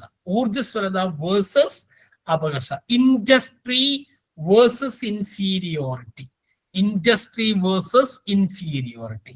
6 വയസ്സ് മുതൽ 12 വയസ്സ് വരെയുള്ള കാലഘട്ടത്തെയാണ് ഊർജ്ജസ്വലത, അപകർഷത എന്ന ഈ ഒരു പ്രതിസന്ധി ഘട്ടം ഉള്ളത്. സ്കൂൾ പ്രായം എന്നറിയപ്പെടുന്നത് ഈ ഘട്ടമാണ്. പരീക്ഷയ്ക്ക് ചോദിച്ചതാണ്, കേട്ടിട്ട് 2-ന് ഇപ്പൊ കഴിഞ്ഞ പരീക്ഷയ്ക്ക് ചോദിച്ചതാണ്. സ്കൂൾ പ്രായത്തിൽ കുട്ടി അഭിമുഖീകരിക്കുന്ന പ്രതിസന്ധി ഘട്ടങ്ങൾ. അപ്പൊ ബാക്കിയുള്ള ഓപ്ഷനിൽ ബാക്കിയുള്ള ഘട്ടങ്ങൾ തരാം. അപ്പൊ ഊർജ്ജസ്വലത, അപകർഷത. 6 വയസ്സ് മുതൽ 12 വയസ്സ് വരെയുള്ള കാലഘട്ടത്തിലാണ് ഊർജ്ജസ്വലത, അപകർഷത. സമപ്രായക്കാരുമായി സഹകരിച്ച് പുതിയ കാര്യങ്ങൾ പഠിക്കാൻ കുട്ടി താല്പര്യം കാണിക്കും. പഠനത്തിലോ കളികളിലോ മറ്റുള്ളവരുമായി മോശമായി താരതമ്യം ചെയ്താൽ കുട്ടിയിൽ അപകർഷതാബോധം ഉണ്ടാകും. ഇവിടെ നമ്മൾ ശ്രദ്ധിക്കേണ്ട കാര്യം, ഇവിടെ കുട്ടിയെ ആക്റ്റീവായിരിക്കും, ഇൻഡസ്ട്രിയസ് ആയിരിക്കും, ഊർജ്ജസ്വലനായിരിക്കും. എന്ത് കാര്യം ചെയ്യാൻ പറഞ്ഞാലും അവൻ ചെയ്യും. ലീഡറാകാൻ ആരാ റെഡി എന്ന് ചോദിച്ചാൽ ഞാനാകാന്ന് കുട്ടി പറയും. അത് ഈ കുട്ടിയുടെ പ്രത്യേകതയാണ്, ഞാനാകാം. അപ്പൊ ഈ ഇതിന് പറ്റില്ല എന്ന് പറഞ്ഞാൽ കുട്ടിക്ക് അപകർഷതാബോധം ഉണ്ടാകും. കുട്ടിനെ അല്ലെങ്കിൽ ഒരു കവിത എഴുതി, ചെറിയൊരു കവിത കുട്ടി എഴുതി കൊണ്ടുവന്ന് ടീച്ചറെ കാണിക്കുന്നു. ആ കുട്ടി കവിതയിൽ കുറെ തെറ്റൊക്കെ ഉണ്ട്, എന്നാലും ടീച്ചർ ഇതെന്ത് കവിത എന്ന് ചോദിക്കുന്നതോടുകൂടി കുട്ടിയിൽ അപകർഷതാബോധമാണ് ഉണ്ടാവുക. അപ്പൊ കുട്ടിയുടെ ജീവിതത്തിൽ മൊത്തം പിന്നെ ഒരിക്കലും കവിത എഴുതില്ല. അപ്പൊ എന്നും അപകർഷതാബോധം അവന്റെ മനസ്സിലുണ്ടാവും. അപ്പൊ ഊർജ്ജസ്വലതയെ പ്രോത്സാഹിപ്പിക്കാനുള്ള പ്രവർത്തനങ്ങൾ നടത്തണം. ഒരാള് മറ്റുള്ളവരുമായി ഒരു കാരണവശാലും ഈ പ്രായത്തിലുള്ള കുട്ടികൾ താരതമ്യം ചെയ്ത് സംസാരിക്കാനേ പാടില്ല. സംസാരിച്ചു കഴിഞ്ഞാൽ അപകർഷതാബോധമാണ് ഉണ്ടാവുക. അപ്പൊ ഇതിന് പ്രധാനമായി നമ്മൾ ശ്രദ്ധിക്കേണ്ടത് സ്കൂൾ പ്രായത്തിൽ കുട്ടിക്ക് ഉണ്ടാകുന്ന പ്രതിസന്ധി ഘട്ടം ഊർജ്ജസ്വലത അല്ലെങ്കിൽ അപകർഷത, ഇൻഡസ്ട്രി വേഴ്സസ് ഇൻഫീരിയോറിറ്റി. സമപ്രായക്കാരുമായി സഹകരിച്ച് പുതിയ കാര്യങ്ങൾ പഠിക്കാൻ കുട്ടി താല്പര്യം കാണിക്കുന്ന ഘട്ടത്തെയാണ് ഈ ഒരു പ്രതിസന്ധി ഘട്ടം എന്ന് പറയുന്നത്. ഇനി 5ാമത്തെ ഘട്ടം സ്വാവബോധം അല്ലെങ്കിൽ റോൾ സംശയം, ഐഡന്റിറ്റി വേഴ്സസ് റോൾ കൺഫ്യൂഷൻ. ഇത് 12 വയസ്സ് മുതൽ 18 വയസ്സ് വരെയുള്ള കാലഘട്ടമാണ്. കൗമാരഘട്ടത്തിൽ നമ്മൾ നേരത്തെ പറഞ്ഞു ഐഡന്റിറ്റി ക്രൈസിസ് ഉണ്ടാകുന്ന ഘട്ടമാണെന്നൊക്കെ നേരത്തെ നമ്മൾ പറഞ്ഞു. അപ്പൊ എറിക്സന്റെ സിദ്ധാന്തത്തിലെ ഏറ്റവും പ്രശസ്തമായ ഘട്ടം എന്നറിയപ്പെടുന്നത് 5ാമത്തെ ഘട്ടമാണ്. സ്വാവബോധം അല്ലെങ്കിൽ ഐഡന്റിറ്റി വേഴ്സസ് റോൾ കൺഫ്യൂഷൻ. അസ്തിത്വ പ്രതിസന്ധി, ഞാൻ ആരാണ് എന്ന ചോദ്യം. സ്വന്തം റോൾ തിരിച്ചറിയാൻ കഴിഞ്ഞില്ലെങ്കിൽ ജീവിതം അർത്ഥശൂന്യമാണ് എന്ന് തോന്നി തുടങ്ങുന്ന ഘട്ടമാണ്. ഈ പ്രതിസന്ധിയാണ് 5ാമത്തെ പ്രതിസന്ധി, സ്വാവബോധം അല്ലെങ്കിൽ റോൾ കൺഫ്യൂഷൻ. 12 to 18 വയസ്സിൽ. അപ്പൊ കൗമാരഘട്ടത്തിൽ കുട്ടി അനുഭവിക്കുന്ന പ്രതിസന്ധി ഘട്ടം ഏതാണെന്ന് ചോദിച്ചാൽ ഐഡന്റിറ്റി വേഴ്സസ് റോൾ കൺഫ്യൂഷൻ, സ്വാവബോധം അല്ലെങ്കിൽ റോൾ സംശയം, അസ്തിത്വ പ്രതിസന്ധി എന്ന് നമുക്ക് അതിന് വേണമെങ്കിൽ പറയാം. ഇവിടെ കുട്ടിക്ക് വേണ്ട രീതിയിൽ കോൺഫിഡൻസ് കൊടുത്തിട്ടില്ലെങ്കിൽ ആത്മഹത്യകൾ പെരുകും, ഒളിച്ചോട്ടങ്ങൾ പെരുകും. ഇതൊക്കെ ഈ പ്രായത്തിൽ ഉണ്ടാകുന്ന പ്രധാനപ്പെട്ട പ്രതിസന്ധിയുടെ ഉപോൽപ്പന്നങ്ങളാണ്. അടുത്തത് അടുപ്പം ഒറ്റപ്പെടൽ. 6ാമത്തത് അടുപ്പം ഒറ്റപ്പെടൽ, ഇന്റിമസി വേഴ്സസ് ഐസൊലേഷൻ. ഇതൊരു യൗവന കാലഘട്ടത്തിൽ ഉണ്ടാകുന്ന പ്രതിസന്ധിയാണ്. 18 വയസ്സ് മുതൽ 35 വയസ്സ് വരെയുള്ള കാലഘട്ടത്തിൽ ഉണ്ടാകുന്ന പ്രതിസന്ധിയാണ് അടുപ്പവും ഒറ്റപ്പെടലും. മറ്റുള്ളവരുമായി ആഴത്തിലുള്ള ഉറ്റ സൗഹൃദങ്ങൾ ഉണ്ടാക്കുക, പ്രണയബന്ധങ്ങൾ സ്ഥാപിക്കുക, ഇതൊക്കെയാണ് ഈ പ്രായത്തിലുള്ള ഒരു പ്രത്യേകത. അത് പരാജയപ്പെട്ടാൽ ഒറ്റപ്പെടലായി. നല്ലൊരു പ്രണയബന്ധം തകർന്നു കഴിഞ്ഞാൽ ഞാൻ കല്യാണമേ കഴിക്കുന്നില്ല എന്ന് പറഞ്ഞ് ഒറ്റപ്പെടലിലേക്ക് വഴിമാറുന്നു. നല്ല സൗഹൃദങ്ങൾ ഉണ്ടായാൽ ജീവിതത്തിൽ ഭയങ്കര രസകരമായി മുന്നോട്ട് പോകാൻ കഴിയുന്നു. അപ്പൊ ഇവിടെ യൗവന കാലഘട്ടത്തിലുള്ള പ്രതിസന്ധി എന്ന് പറയുന്നത് ഇന്റിമസി ഐസൊലേഷൻ. എല്ലാവരുമായിട്ടും ഒറ്റ സൗഹൃദങ്ങൾ ഉണ്ടാകും, എല്ലാവരുമായിട്ടും പ്രണയബന്ധം സ്ഥാപിക്കാൻ ആഗ്രഹം ഉണ്ടാവും. എന്നാൽ അത് പരാജയപ്പെടുമ്പോ ഈ പ്രതിസന്ധി, ഒറ്റപ്പെടൽ എന്ന പ്രതിസന്ധി രൂപപ്പെടും. അത് കാലാകാലം ആ രൂപത്തിലേക്ക് വഴിമാറും. 7ാമത് സൃഷ്ടി വേഴ്സസ് മുരടിപ്പ്, ജനറേറ്റിവിറ്റി വേഴ്സസ് സ്റ്റാഗ്നേഷൻ. ഇത് 35 വയസ്സ് മുതൽ 60 വയസ്സ് വരെയുള്ള കാലഘട്ടമാണ്. മധ്യവയസ്കൻ എന്നൊക്കെ നമുക്ക് പറയാം. നമ്മളൊക്കെ ഇപ്പോൾ അധിക ആളുകളും അതിൽപ്പെട്ടതായിരിക്കും. അടുത്ത തലമുറക്കായി അറിവും അനുഭവങ്ങളും പകർന്നു നൽകുക, പ്രയോജനകരമായി ഒന്നും ചെയ്യാത്തവർക്ക് മുരടിപ്പ് അനുഭവപ്പെടും. ഉദാഹരണത്തിന് നമുക്കിപ്പോ നമ്മളൊരു പ്രായമാണ്, നമ്മളെ മക്കളെ വളർത്തുക, മക്കളെ കെട്ടിക്കുക, അതുപോലെ ബാക്കിയുള്ള കാര്യങ്ങൾ ചെയ്യുക. അങ്ങനെ നന്നായി ചെയ്യുന്ന ആളുകൾക്ക് ഉണ്ടാകുന്നത് സൃഷ്ടിയാണ്, അത് പ്രതിസന്ധിയല്ല. അവർ പോസിറ്റീവാണ്. എന്നാൽ ഇത് ചെയ്യാൻ പറ്റാത്ത, മക്കളെ മര്യാദയ്ക്ക് കല്യാണം കഴിക്കാൻ പറ്റാതൊക്കെ, സാമ്പത്തികമായി പ്രയാസം അനുഭവപ്പെടുന്ന ആളുകൾ, ഇവർക്കൊക്കെ ഉണ്ടാകുന്നതാണ് മുരടിപ്പ്. തനിക്കൊന്നും ചെയ്യാൻ കഴിയുന്നില്ലല്ലോ എന്ന പ്രതിസന്ധിയാണ് മുരടിപ്പ്, സ്റ്റാഗ്നേഷൻ. അതാണ് 7ാമത്തെ പ്രതിസന്ധി. ഏറ്റവും അവസാനത്തത് 8ാമത്തത് 60 വയസ്സിന് മുകളിലാണ്. അത് ഈഗോ ഇന്റഗ്രിറ്റി വേഴ്സസ് ഡിസ്പയർ എന്നാണ്. മനസന്തുലനം അല്ലെങ്കിൽ തളർച്ച അല്ലെങ്കിൽ നിരാശ എന്നാണ് ഇതിൽ പറയാം. അപ്പൊ 60 വയസ്സിന് ശേഷം കഴിഞ്ഞകാല ജീവിതത്തെ തിരിഞ്ഞു നോക്കുക, ഒരു ഇൻട്രോസ്പെക്ഷൻ ആണ് നടക്കുന്നത്. കഴിഞ്ഞകാല ജീവിതം എന്ന് പറഞ്ഞാൽ 60 വയസ്സ് വരെ ഞാൻ എന്ത് ചെയ്തു, ഞാന് കുറെ ആളുകൾക്ക് അറിവ് നൽകി, കുറെ എന്റെ മക്കളെയൊക്കെ നല്ല രീതിയിൽ കെട്ടിച്ചു, അവർക്കൊക്കെ കുട്ടികളുണ്ടായി ഒക്കെ. അപ്പൊ അങ്ങനെ തിരിഞ്ഞു നോക്കുമ്പോൾ സാഫല്യം കണ്ടെത്തിയവർക്ക് ആത്മസംതൃപ്തി ഉണ്ടാവും, ഈഗോ ഇന്റഗ്രിറ്റി. എന്നാൽ ഇതൊന്നും ചെയ്യാൻ പറ്റാത്ത ആളുകൾക്ക് നിരാശയായിരിക്കും ഫലം. ആ നിരാശയോടുകൂടി അവർ മരണപ്പെട്ടു പോകുന്നു. ഇങ്ങനെ 8 പ്രതിസന്ധി ഘട്ടങ്ങളായി ജീവിതത്തെ തരംതിരിച്ച മനഃശാസ്ത്രജ്ഞനാണ് എറിക് എറിക്സൺ. ഈ 8 പ്രതിസന്ധി ഘട്ടങ്ങളിൽ ഏതെങ്കിലും ഒരു പ്രതിസന്ധി ഘട്ടം നമ്മുടെ പരീക്ഷയ്ക്ക് സ്ഥിരമായി ചോദിക്കാറുണ്ട്. കാറ്റഗറി 1 ആ പ്രായത്തിലുള്ള കുട്ടികളുടെയും കാറ്റഗറി 2 ആ പ്രായത്തിലുള്ള കുട്ടികളുടെയും പ്രത്യേകം പ്രതിസന്ധി ഘട്ടങ്ങൾ നമ്മൾ നോട്ട് ചെയ്ത് വെക്കുക. ഇനി അടുത്തത്, ഇത് കൂടി കഴിഞ്ഞാൽ ഈ സ്ലൈഡ് കഴിയും. ലോറൻസ് കോൾബർഗ്, ഇദ്ദേഹവും പരീക്ഷയിൽ കടന്നു വരുന്ന ഒരു പ്രധാനപ്പെട്ട പേരാണ് ലോറൻസ് കോൾബർഗ്. ഇദ്ദേഹം സാൻമാർഗിക വികാസം അല്ലെങ്കിൽ മോറൽ ഡെവലപ്മെന്റ് എന്ന ആശയവുമായി ബന്ധപ്പെട്ട വ്യക്തിയാണ്. Lawrence Kohlberg, Lawrence Kohlberg, Lawrence Kohlberg. സാൻമാർഗിക വികാസം, കുട്ടികളിൽ ഉണ്ടാകുന്ന സദാചാര വികാസം അല്ലെങ്കിൽ മോറൽ ഡെവലപ്മെന്റ് അല്ലെങ്കിൽ സാൻമാർഗിക വികാസം എങ്ങനെയാണ് വികസിക്കുന്നത് എന്ന് പഠിച്ച മനഃശാസ്ത്രജ്ഞനാണ് കോൾബർഗ്. അദ്ദേഹം സാൻമാർഗിക വികാസത്തെ 3 തലങ്ങളായിട്ടാണ് അദ്ദേഹം വിഭജിച്ചത്. 3 തലം. ഈ 3 തലങ്ങളിലെ ഓരോ തലത്തിനെയും 2 ഘട്ടങ്ങളാക്കി സബ് ഡിവൈഡ് ചെയ്തിട്ടുണ്ട്. ഇതിൽ നിന്നൊരു ചോദ്യം നമുക്ക് പരീക്ഷയ്ക്ക് ഉറപ്പായിട്ടും വരും. അപ്പൊ തലം 1, ലെവൽ 1 എന്ന് പറയുന്നത് പ്രാഗ് യാഥാസ്ഥിതിക തലം, പ്രീ കൺവെൻഷണൽ മൊറാലിറ്റി. 4 വയസ്സ് മുതൽ 10 വയസ്സ്, മൊറാലിറ്റി സ്റ്റാർട്ട് ചെയ്യുന്നത് 4 വയസ്സ്. അതുകൊണ്ട് 4 വയസ്സ് മുതൽ 10 വയസ്സ് വരെയുള്ള കാലഘട്ടത്തെയാണ് പ്രാഗ് യാഥാസ്ഥിതിക തലം എന്ന് പറഞ്ഞാൽ. സമൂഹവുമായി ഇടപഴകി തുടങ്ങുന്നതിന് മുമ്പ് കുട്ടിയിലുണ്ടാകുന്ന മൊറാലിറ്റി, ധാർമ്മികത എന്തെന്നുള്ളതാണ്. അതിൽ ഈ ഒരു തലത്തിൽ 2 ഘട്ടങ്ങളുണ്ട്. ആ ഘട്ടത്തിന്റെ പേരും ഉദാഹരണങ്ങളാണ് പഠിച്ചു വെക്കേണ്ടത്. ഉദാഹരണത്തിലാണ് ഞാൻ കൊടുത്ത ഉദാഹരണങ്ങളൊക്കെ പ്രീവിയസ് ക്വസ്റ്റ്യനിൽ ചോദിച്ച ഉദാഹരണങ്ങളാണ് താഴെ കൊടുത്തിട്ടുള്ളത്. ഈ തലത്തിൽ 2 ഘട്ടങ്ങളാണ്. ഒന്ന് ശിക്ഷ അല്ലെങ്കിൽ അനുസരണം, പണിഷ്മെന്റ് ആൻഡ് ഒബീഡിയൻസ് എന്ന് പറയും. പണിഷ്മെന്റ് ആൻഡ് ഒബീഡിയൻസ്, ശിക്ഷ അല്ലെങ്കിൽ അനുസരണം. ശിക്ഷയിൽ നിന്ന് രക്ഷപ്പെടാൻ വേണ്ടി മാത്രം നിയമങ്ങൾ അനുസരിക്കുന്നതാണ് ഘട്ടം 1. പ്രാഗ് യാഥാസ്ഥിതിക തലത്തിലെ ഘട്ടം 1, 4 വയസ്സ് മുതൽ 10 വയസ്സുള്ള കുട്ടികളിൽ കാണപ്പെടുന്ന മൊറാലിറ്റിയാണ് ശിക്ഷ അനുസരണം. ശിക്ഷയിൽ നിന്ന് രക്ഷപ്പെടാൻ നിയമം അനുസരിക്കുന്നു. കുളിച്ചിട്ടില്ലെങ്കിൽ നല്ല അടി കിട്ടും, രക്ഷിതാവ് പറയുമ്പോൾ പോയി കുളിക്കുന്നു, ഇല്ലെങ്കിൽ കുളിക്കൂല.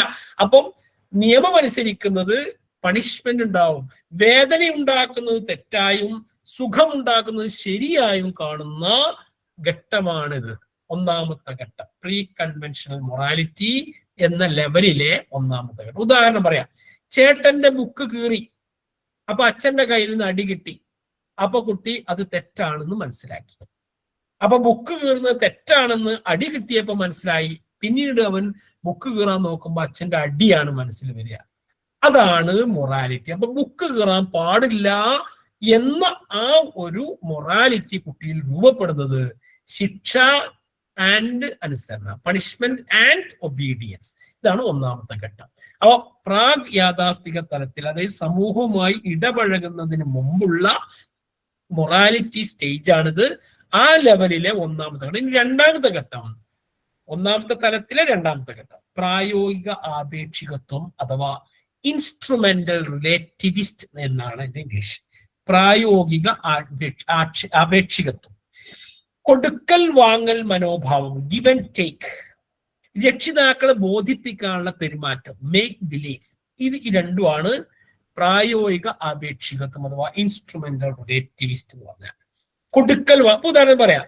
നീ എനിക്കൊരു പെൻസിൽ തന്നാൽ ഞാൻ ഒരു മിഠായി തരാം. പെൻസിൽ തന്നാല് ഞാനൊരു മിഠായി തരാം. പെൻസിൽ തന്നില്ലെങ്കിൽ തരൂല. അപ്പൊ അവിടെ മൊറാലിറ്റി പറഞ്ഞാൽ എന്തെങ്കിലും എനിക്ക് തന്നാൽ എനിക്കും തരാം. Give and take. എനിക്ക് തന്നാൽ എനിക്കും തരാം. അതേസമയം രക്ഷിതാക്കളുടെ മുന്നിൽ അഭിനയിക്കാൻ വേണ്ടി മാത്രം വായിക്കുക. അപ്പൊ വായിച്ചോണ്ടിരിക്കുകയാണ്. അപ്പൊ രക്ഷിതാവ് ഇങ്ങനെ വരുമ്പോ വായിക്കണില്ല കുട്ടി, മെല്ലെ ഇങ്ങനെ മൊബൈൽ കാണുകയാണ് വിചാരിക്കുക. അപ്പൊ മൊബൈൽ മാറ്റി രക്ഷിതാവ് വരുമ്പോൾ മൊബൈൽ മാറ്റിച്ച് വായിക്കുക, അല്ലെങ്കിൽ ഉറക്ക വായിക്കുന്നതായിട്ട് അഭിനയിക്കുക. അത് മനസ്സിലാക്കി വായിക്കുന്നല്ല. അതും പ്രായോഗിക ആപേക്ഷികത്വത്തിന് ഉദാഹരണമാണ്. അപ്പൊ രക്ഷിതാവിനെ ബോധിപ്പിക്കാൻ വേണ്ടി അല്ലെങ്കിൽ ടീച്ചറെ ബോധിപ്പിക്കാൻ വേണ്ടി ചെയ്യുക, അല്ലെങ്കിൽ എനിക്ക് എന്തേലും തന്നാൽ ഞാൻ എനിക്ക് തരാം എന്ന് പറയാം. Give and take. ഈ രണ്ടെണ്ണത്തിനെയാണ് പ്രായോഗിക ആപേക്ഷികത്വം. ആ എക്സാമ്പിൾ മനസ്സിലാക്കി വെച്ചാൽ വളരെ എളുപ്പമാണ്. പരീക്ഷയ്ക്ക് എക്സാമ്പിൾ വെച്ചാണ് ചോദ്യം വരിക. അപ്പൊ ഒന്നാമത്തെ തലം കഴിഞ്ഞു. സമൂഹവുമായി ഇടപഴകുന്നതിന് മുമ്പുള്ള പ്രീ കൺവെൻഷണൽ മൊറാലിറ്റി. 4 മുതൽ 10 വയസ്സുള്ള കുട്ടികളിൽ 2 ഘട്ടമാണുള്ളത്. ഒന്ന്, ശിക്ഷയിൽ നിന്ന് രക്ഷപ്പെടാൻ വേണ്ടി മാത്രം നിയമം ഉണ്ടാക്കുക. ചേട്ടന്റെ ബുക്ക് കീറിയപ്പോ അച്ഛന്റെ അടി കിട്ടി, അപ്പൊ ബുക്ക് കീറുന്നത് തെറ്റാണെന്ന് മനസ്സിലാക്കും. രണ്ടാമത്തെ ഘട്ടം പ്രായോഗിക ആപേക്ഷികത്വം, കൊടുക്കൽ വാങ്ങൽ മനോഭാവം, ഗിവ് ആൻഡ് ടേക്ക്. രക്ഷിതാക്കളെ ബോധിപ്പിക്കാനുള്ള പെരുമാറ്റം.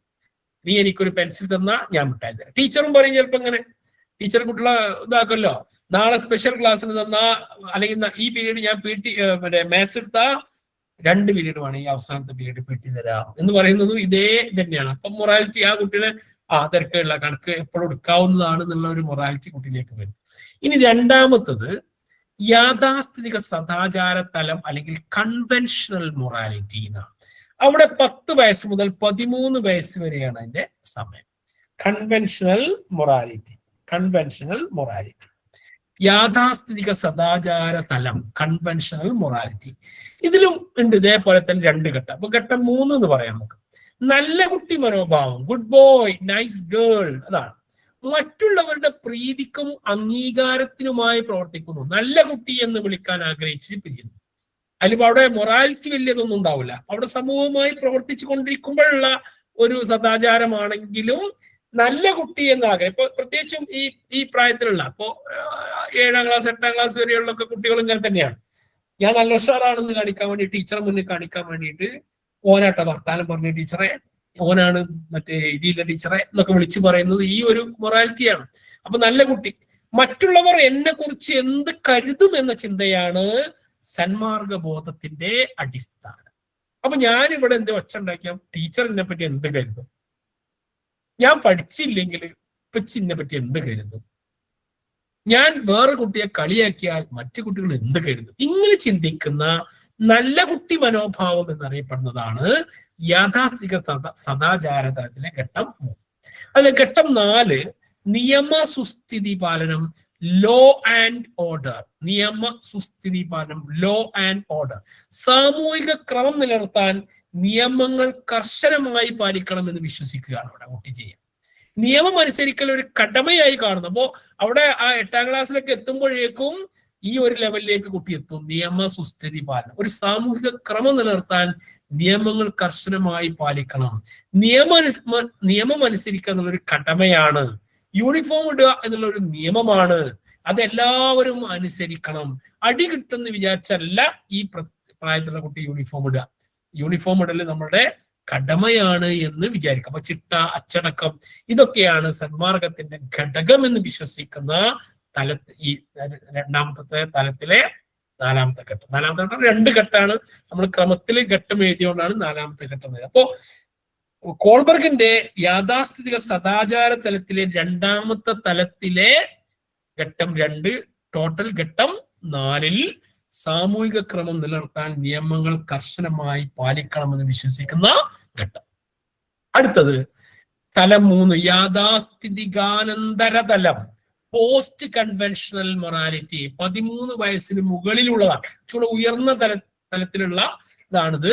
Post conventional morality. സാമൂഹിക വ്യവസ്ഥ പാലനം അഥവാ സോഷ്യൽ കോൺട്രാക്ട്, അതാണ് ഘട്ടം 5ൽ. സാമൂഹിക വ്യവസ്ഥ പാലനം അഥവാ സോഷ്യൽ കോൺട്രാക്ട്. നിയമങ്ങൾ സാമൂഹിക നന്മക്കുള്ളതാണെന്നും ആവശ്യമെങ്കിൽ ജനാധിപത്യപരമായി മാറ്റങ്ങൾ വരുത്താമെന്നും കുട്ടി മനസ്സിലാക്കുന്നു. വ്യക്തികളുടെ അവകാശങ്ങൾക്കും സാമൂഹിക നന്മക്കും നിയമങ്ങളെക്കാൾ മുൻഗണന നൽകുകയാണ് ഇവിടെ ആദ്യ ഭാഗത്ത് കുട്ടി ചെയ്യുക. നിയമങ്ങൾ സാമൂഹിക നന്മക്കുള്ളതാണ്. സാമൂഹിക നന്മയെ നിയമം തടസ്സപ്പെടുത്തുന്നെങ്കിൽ ആ നിയമം പാലിക്കാൻ നമ്മൾ ബാധ്യസ്ഥരല്ല എന്നൊരു ബോധമാണ് കുട്ടിക്ക് ഉണ്ടാവുക. അടുത്ത ലാസ്റ്റ് ഘട്ടം 6 സാർവത്രിക സദാചാര തത്വം, യൂണിവേഴ്സൽ എത്തിക്കൽ പ്രിൻസിപ്പിൾ. സ്വന്തം മനസാക്ഷിക്കും നീതി, സമത്വം, മനുഷ്യാവകാശം തുടങ്ങിയ ഉന്നത മൂല്യങ്ങൾക്ക് അനുസൃതമായി തീരുമാനമെടുക്കാനുള്ള ലെവലിലേക്ക് കുട്ടിയെത്തുന്നു. അതാണ് സദാചാര തത്വത്തിലെ ഏറ്റവും അവസാനത്തെ ഘട്ടം, സാർവത്രിക സദാചാര തത്വം. വസുധൈവ കുടുംബം എന്ന സാർവത്രിക കാഴ്ചപ്പാട്. ഫലസ്തീനിലെ ഒരു കുട്ടി മരണപ്പെടുമ്പോ, യുദ്ധത്തിൽ മരണപ്പെടുമ്പോ നമ്മുടെ നാട്ടിൽ ഒരു കുട്ടി മരണപ്പെടുന്നത് പോലെ കുട്ടിക്ക് തോന്നുന്നു. അതാണ് സാർവത്രിക സദാചാര തല. ഇത്രയാണ് കോൾബർഗിന്റെ മോറൽ ഡെവലപ്മെന്റ്.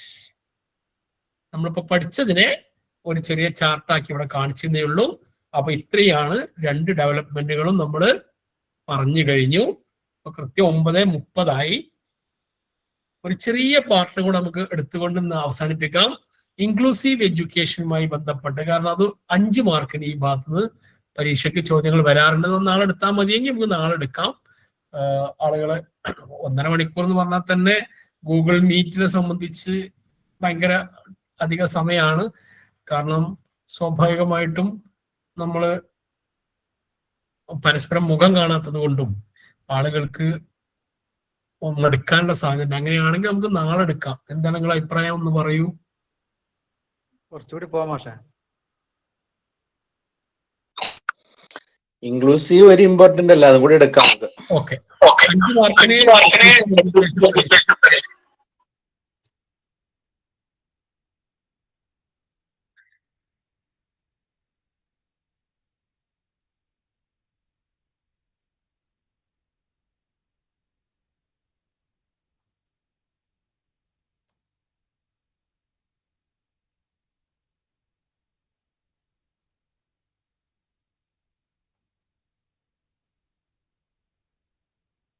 എല്ലാ സ്ലൈഡുകളും ഞാൻ കാണിക്കുന്നില്ല. സ്ലൈഡ് ഞാൻ പ്രധാനപ്പെട്ട മാത്രമേ, ഞാൻ ഈ സ്ലൈഡുകൾ നമ്മൾ കുറച്ച് ഉയർന്ന തലത്തിലേക്ക് ഉണ്ടാക്കിയതായതുകൊണ്ട് നമുക്ക് എല്ലാ സ്ലൈഡും ആവശ്യമില്ല. ഞാൻ പ്രധാനപ്പെട്ട കാര്യങ്ങൾ മാത്രമേ പറയുന്നുള്ളൂ. പരീക്ഷയ്ക്ക് 5 മാർക്കിന് ഈ ഭാഗത്ത് വരും. 5 മാർക്ക് എന്ന് പറയുന്നത് ഈ ഒരു ഇത് പഠിച്ചു കഴിഞ്ഞാൽ 5 മാർക്കും കിട്ടും. പിന്നെ നമ്മൾ അറിയുന്ന കാര്യങ്ങൾ തന്നെ ആയിരിക്കും. നമുക്ക് സംയോജിത വിദ്യാഭ്യാസം അഥവാ integrated education, integrated education for the disabled children 1974 integrated education for disabled children എന്ന പദ്ധതി ഇന്ത്യയിൽ ആരംഭിച്ചത്. 1974 IEDC അഥവാ integrated education for the disabled children, ഭിന്നശേഷിക്കാരായ കുട്ടികളെ പൊതുവിദ്യാലയങ്ങളിൽ പ്രവേശിപ്പിക്കണം എന്നുള്ള ഒരു പദ്ധതിയാണ് അത് IEDC. അന്നു മുതലാണ് റിസോഴ്സ് റൂം സമ്പ്രദായവും. കുട്ടികളെ പ്രവേശിപ്പിച്ചില്ലെങ്കിലും പഠനം പ്രധാനമായും പ്രത്യേക റിസോഴ്സ് റൂമുകളിലെങ്കിലും നടത്തണം എന്നുള്ള ഒരു തത്വം 1974 IEDC പദ്ധതിയുടെ ഭാഗമായിട്ടാണ്. അന്ന് പാഠ്യപദ്ധതിയിൽ വേണ്ടത്ര അനുരൂപീകരണം നടന്നിട്ടുണ്ടായിരുന്നില്ല. അപ്പോൾ ഇന്റഗ്രേറ്റഡ് എഡ്യൂക്കേഷൻ എന്ന് പറഞ്ഞാൽ വൈകല്യമുള്ള കുട്ടികളെ സാധാരണ കുട്ടികളോടൊപ്പം ഇരുത്തി പഠിപ്പിക്കുന്ന പദ്ധതി. വൈകല്യമുള്ള ചെറിയ വൈകല്യമുള്ള കുട്ടികളെ, മോഡറേറ്റ് സീവിയർ കേസുള്ള കുട്ടികളെ അല്ല, മൈൽഡ് കുട്ടികളെ പൊതുവിദ്യാലയത്തിൽ പ്രവേശിപ്പിക്കുന്ന പദ്ധതിയാണ് IEDC പദ്ധതി. ജസ്റ്റ് ഒന്ന് ഈ സ്ലൈഡ് ഒന്ന് നോക്കുക. ഒന്ന്